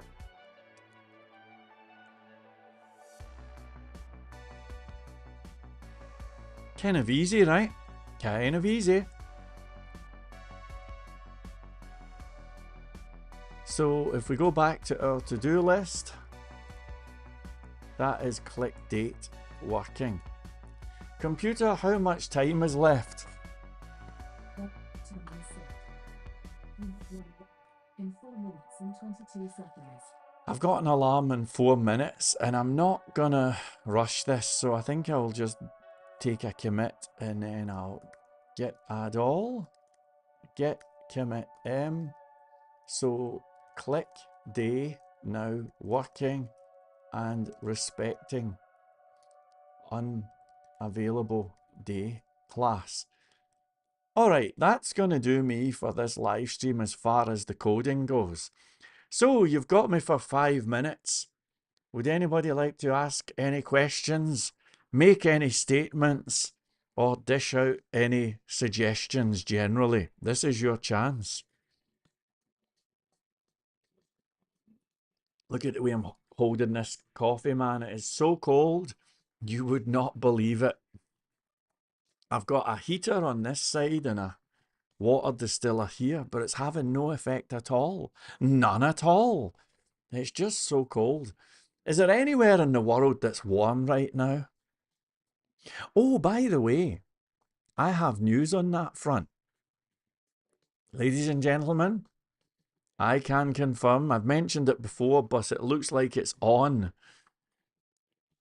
I'm almost Irish. Almost. And that's going to be kind of cool. I've had a lot of people saying, you know, an Irish, you're Irish, you're Irish. Well, I was born in Scotland and I've been to Northern Ireland, but I've never been to Southern Ireland, you know. But all my life I've been a Scottish guy and I have a British passport and everything. However, my mum's family are from Ireland, my mum's side of the family. And based on a technicality, I'm able to declare Irish citizenship. Now, why is that a good thing? Well, it means that I get all of the benefits of freedom of movement that unfortunately British people just don't get, you know? So that is going to be awesome. I mean, I'll be able to technically, I don't know if having a passport is the same as being an Irish citizen, but in any event, I am going to be applying for my Irish passport, and it means that I could theoretically go and live and work in a place like France or something. I wouldn't go to Spain, but maybe somewhere like France would be nice, and just somewhere that's a little bit more pleasant than here, you know? The cold here is just unbearable. I'm looking at the screen. What do you think of my watch, by the way? What do you reckon? How much was this watch? I want you to shout a number at the screen. This watch is based on the now whoever gets closest will be declared an executive producer. So here it is. This is I like watches, by the way. Excuse the color of my hands. It's actually fake tan. I did a video about this. I'm having problems with my skin. There's a whole video on it, right? But forget about my skin. How much for this? Focus, you miserable swine. Focus.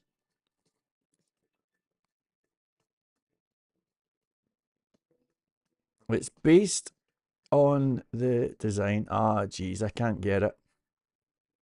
Can't get it. There you go. There you go. So somebody says 5,000. Computer, stop. Cuckoo. 5,000, eh?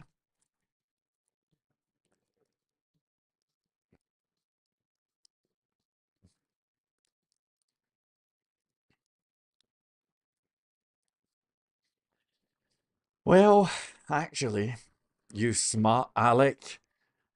I think it was $7. £7.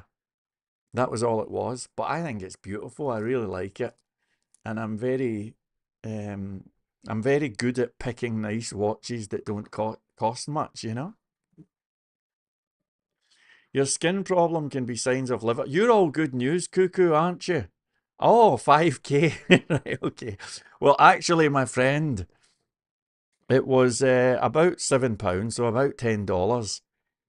It's Keith, yeah, it's a very cheap one. I'll show you the thing actually before I go. I'm quite happy to show people this. I'm not, I mean, I don't wish to be rude, but I'm not wearing this stuff for you. It's for me, you know? It's for me. It makes me feel good, you know? And I think it sends a message to my subconscious or something that it's time to work. But here is the watch. I'll show you on the screen here in case anybody's interested in this nonsense. But here it is right here. And as you can see, £7.92, and it's an absolute belter.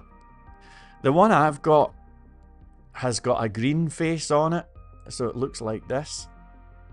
And it's based on the Rolex Explorer, which costs about, I'm switching between dollars and pounds, but costs about $9,000. It's a very nice watch, except the Explorer's stainless steel. And of course, my one is not stainless steel. My one, which is I think a Denver, as you can see, it's pure gold. Yeah, isn't that beautiful? £7, you know.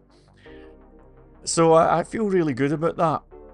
The skin problem could be a sign of liver failure. The skin problem is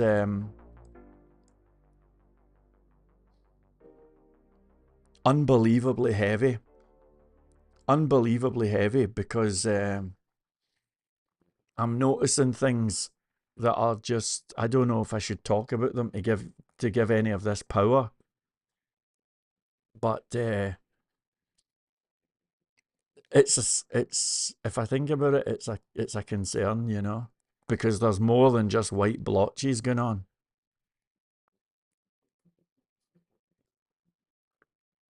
Anyway, it cannot be liver failure. I don't drink. This is just silver that I'm planning on auctioning.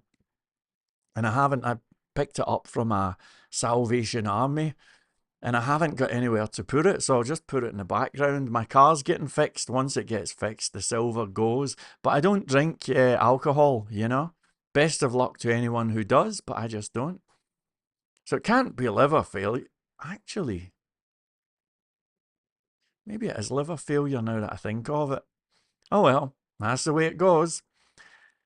Anyway, folks, on that cheerful note, what a cheerful note it is, I think I'm going to hit the highway.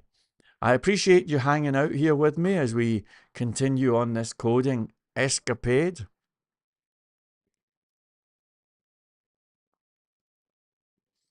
Okay. Cuckoo asks, can you tell me why you don't use model in Trongate to be complete modular MVC? Well, let me have a little correspondence with my employee of the month.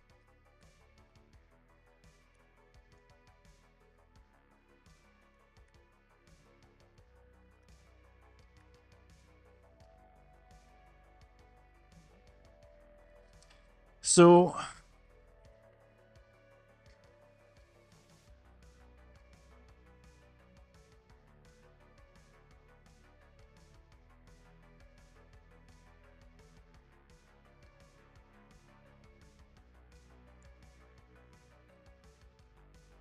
okay, does this mean that the...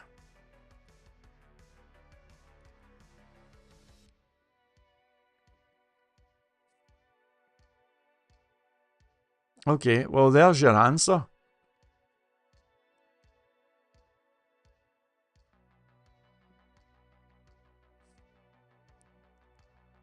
Okay, right. Are you a Laravel developer? I just want to know. Thank you, Keith. God bless you. We'll deal with this just before I go. Cuckoo, are you a Laravel developer at all? I just want to know who I'm speaking to. You know, it's okay if you are. I just would like to know.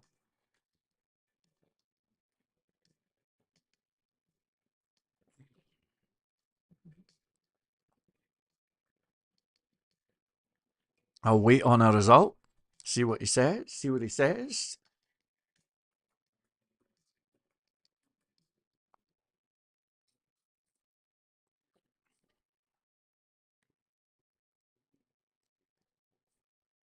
No, okay, fair enough. Um, so all right, so let's talk about this. Try to think how to come in here. I need to draw. Right, I'm gonna.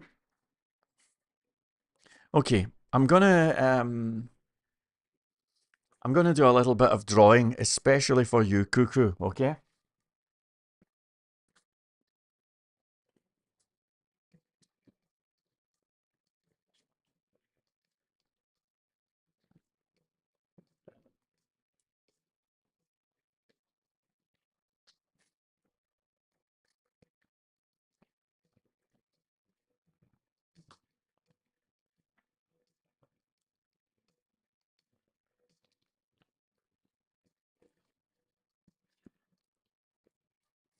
Okay. So right. I usually use this for my to-do list, but we'll use it for this, right? Okay. Thank you. Thank you very much. I hope you can hear me. Okay. So let's talk about MVC, right? So MVC, look at that beautiful hair. Anyway, let's talk about MVC, right? So think about a folder that has got an M. Think about a V, and think about a C. Okay. So this is an MVC application. Now, an example of a framework that has this type of structure is CodeIgniter. At least I don't know anything about CodeIgniter 4.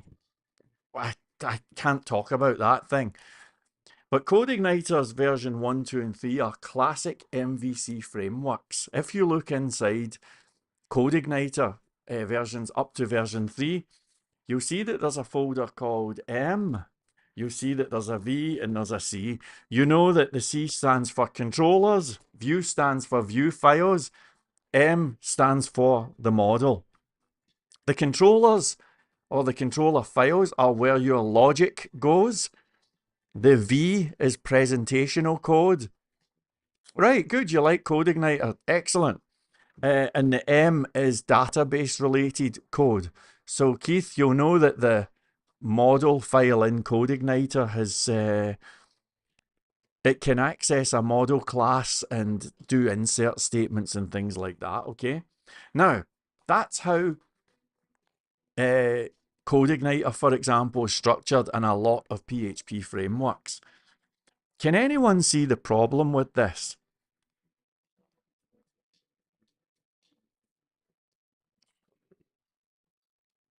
Well, here's the problem. Let's imagine you're building a system for invoices, an invoicing system, right? Or maybe it's an online shop even, and it's a system for items, right? Store items, we'll call it. We'll go with an online shop, right? So you're going to have a controller file that's probably called items. So that's going to be items here, .php. You're probably going to have 3 or 4 different view files. So you'll have a create items, you'll maybe have manage, you might have a little display items, and maybe 1 or 2 others, right? But a bunch of view files to do with your items. Then you're probably going to have a model file that talks to a model class that perhaps interacts with an items database table. So you might have a little file called mdl underscore items.php. Okay? And this is your CodeIgniter application. There it is. The trouble is, let's imagine that you now build a brand new website and you would like to take all of your item stuff from one website to the new website. Well, you can see what the problem is.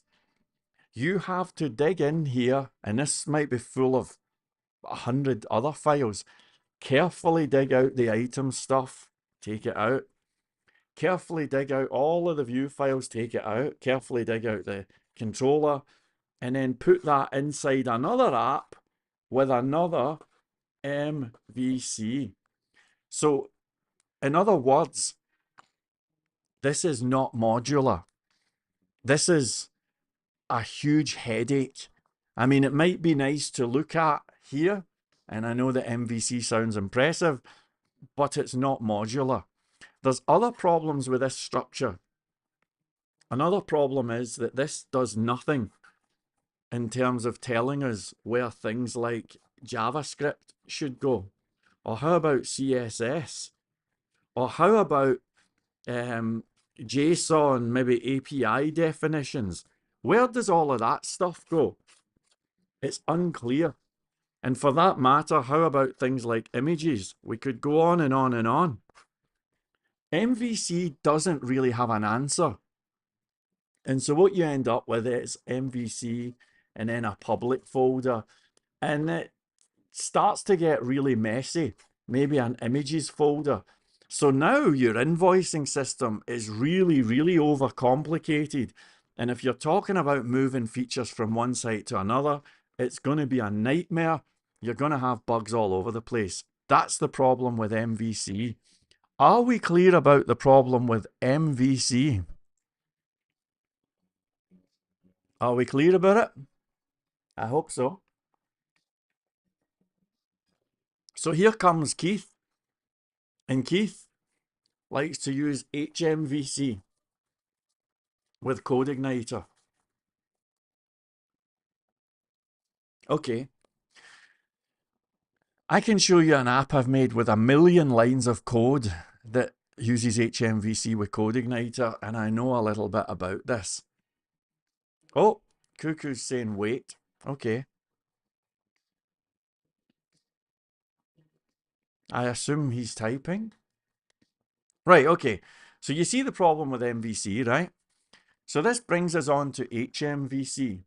So HMVC, which Keith knows about, I used it for a long time, is where we take these MVC clusters like this and put them inside a folder like this, okay? So now you can have your store items view files within a folder, and maybe you can have something like store categories inside this MVC cluster. Each one of these represents a folder, and each folder contains a bunch of files. Okay, so HMVC is a huge improvement on MVC, because now, hallelujah, if you want to take your item stuff from one site to another, you can copy this, paste into your new site, and suddenly you've got this structure that's kind of modular. But as good as HMVC is, there are a couple of issues. The first issue is there's still no answer about things like JavaScript, images, CSS, and all of that stuff. Where does that fit into this? It's very unclear. Now, you may build an online discussion forum and say to yourself, well, I've encapsulated it here, and you can feel really pleased with yourself, and you're using HMVC. But I bet that online discussion forum has got icons and style sheets, maybe a little bit of JavaScript, maybe even a few endpoints. All of this is integral to your discussion forum. The same could be said for an online shopping cart. Online shopping carts might have little icons with credit cards, for example, might have some JavaScript to do with pop-up windows for choosing shipping and a whole bunch of stuff. And HMVC doesn't cut it. Because the truth of the matter is that MVC was invented, as far as we know, maybe not invented, but it was popularized by Steve Jobs and his team in the mid-90s. They were writing with Objective-C. And had we been in the room at that time, we would have said, this is a great decision, guys. But they didn't have to worry about JavaScript and CSS and all of this other stuff. A lot has happened since the mid-90s. And so web application development is far more sophisticated than HMVC tells us. But there's another two problems with HMVC. The next problem is that HMVC, in its purest form, has got some rubbish rules. Rubbish rules. Go look this one up if you can. But I think the rule is it's either you're allowed to call controllers from controllers, but you're not allowed to call them from views. Look it up. There's some duff rules. But the real kicker is code repetition. Are you paying attention, cuckoo? Code repetition. I personally recorded, I think it was 225 training videos using HMVC. And the one comment that I got over and over and over again is, why are you repeating the model code? Because think about these M's. What do they actually look like? Well, you open it up, and typically the model files would say MDL_items. And then it would have a method called create, a method called insert, a method called update, blah, blah, blah, blah, blah. And the only thing changing as we look at all of this was the frigging table name. That, my friend, is code repetition. Now, have a look at the employee of the month.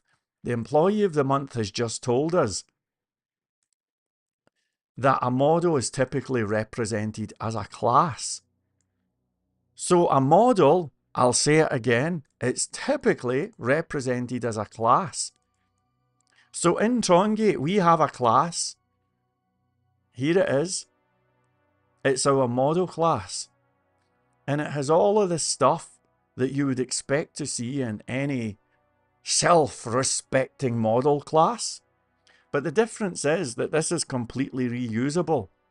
It gives you custom queries, query binding. We've even got a graphical user interface. There are unfortunately a couple of idiots who said that the thing's unsecure. That has all been debunked. And as soon as I find some free time, I look forward to shining a light on their errors. But the system that we've got is beautiful, because now, instead of this HMVC, we have now got just modules like this. This is how Trongate works. You get a module, let's say an invoices module, and what goes in it? Anything you like. Pictures, CSS, JavaScript, PHP, HTML, anything. Anything at all. You can have videos or anything in it. You want to build a, I don't know, a discussion forum? Fine. Do a module. Self-contained, truly modular, no weird rules. You can join them up and talk to each other. Everything truly modular, everything beautiful. And the answer to your model question is, we do have a model file. It's just that we don't have any code repetition anymore. I am so happy with the architecture of this framework. Contrast that with the vendor autoload crap, where you get a big giant folder with all sorts of third-party code. So if you think about Node.js, oh gee, there was a guy, the guy who invented Node.js, because you do realize that PHP, you do realize that PHP is the community just copied Node.js, right? Now, I want to show you something. Please do have a look at the screen if you can. Right, here's the guy who invented Node.js, right? And look at the speech he's doing. This is supposed to be a joke. This is a web developer's joke we're seeing here. But the slide says heaviest objects in the universe: the sun, a neutron star, a black hole, node modules. Now, just to explain, when you use Node.js, you have a node modules folder. That's where all your third-party library stuff goes. So think of that as being the equivalent of vendor autoload, right? Node.js uses npm, which I'm sure you've heard of. PHP uses packages. They're very comparable. In fact, it's pretty obvious that there's a little bit of copycat going on here. So here's the inventor of Node.js. This is not some random. This is the guy who made the thing. Going in a conference and says things I regret about Node.js. You can watch the whole speech if you've got the time.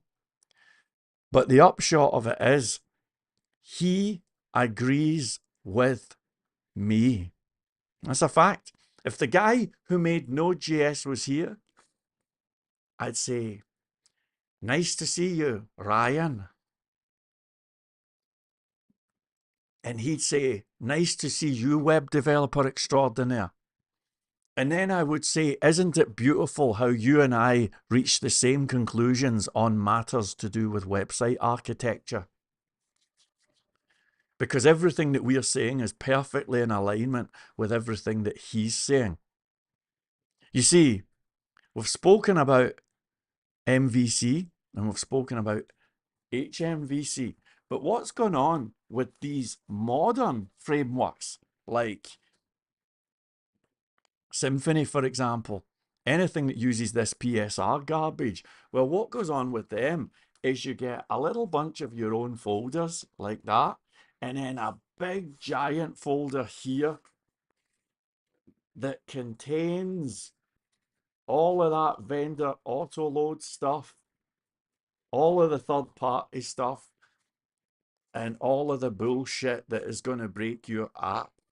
This makes no sense at all. So I'm trying to take people away. I'm exactly like the Node.js guy here. I want people to move away from that and to build apps that are truly modular. And I like the phrase. So if you have an app, here's the key difference, right? If this is my final diagram, let's suppose that you have an app that has 3 features or 5 features. Let's say it's got a discussion forum, a shop, an invoicing system, a diary, and a messaging service, right? 5 features. I believe that your app should look like this. I think this should be your app, and it should be like 1, 2, 3, 4, 5. That should be how your app's structured. Now, I'm sure there'll be a couple of little configurations and whatnot, but basically that's what your app should be like. Those who are into things like PSR4 autoloading, they don't share this opinion. They think your app should be like this, with a big giant folder here with all sorts of third-party crap. That's what, but this, visualize this being 1,000 times bigger than this square here. It doesn't make sense. And ask yourself, if intelligent aliens landed from another planet and they built web applications, how do you think they would structure them?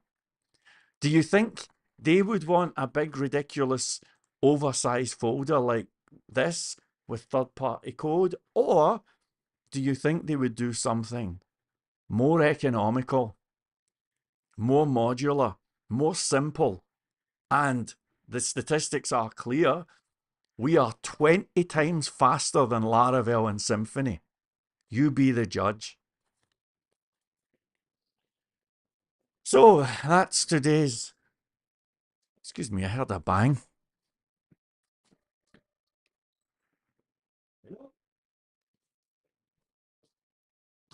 That concludes today's patronizing little lecture. Thank you so much for passing by. Does that seem clear? Keith says, I think Trongate will be an easy move from me. It's what I do already. Now, to create 30 days so I can spend time moving. Well, listen, Keith, you, my friend, now have permission to tell people that you are on first name terms with the dude who made the framework. Same goes for you, Cuckoo. And if any of you folks have got any problems with this stuff, just get in touch with me. I'm very, very easy to find. All right. So on that note, I'm going to wrap this up. Thanks a lot for passing by. I know it's a strange day, but where else would you rather be on a Sunday, right? It's been a pleasure and a privilege, folks. Keep on coding. And when you do code, remember, always code with a smile. I'll catch you later.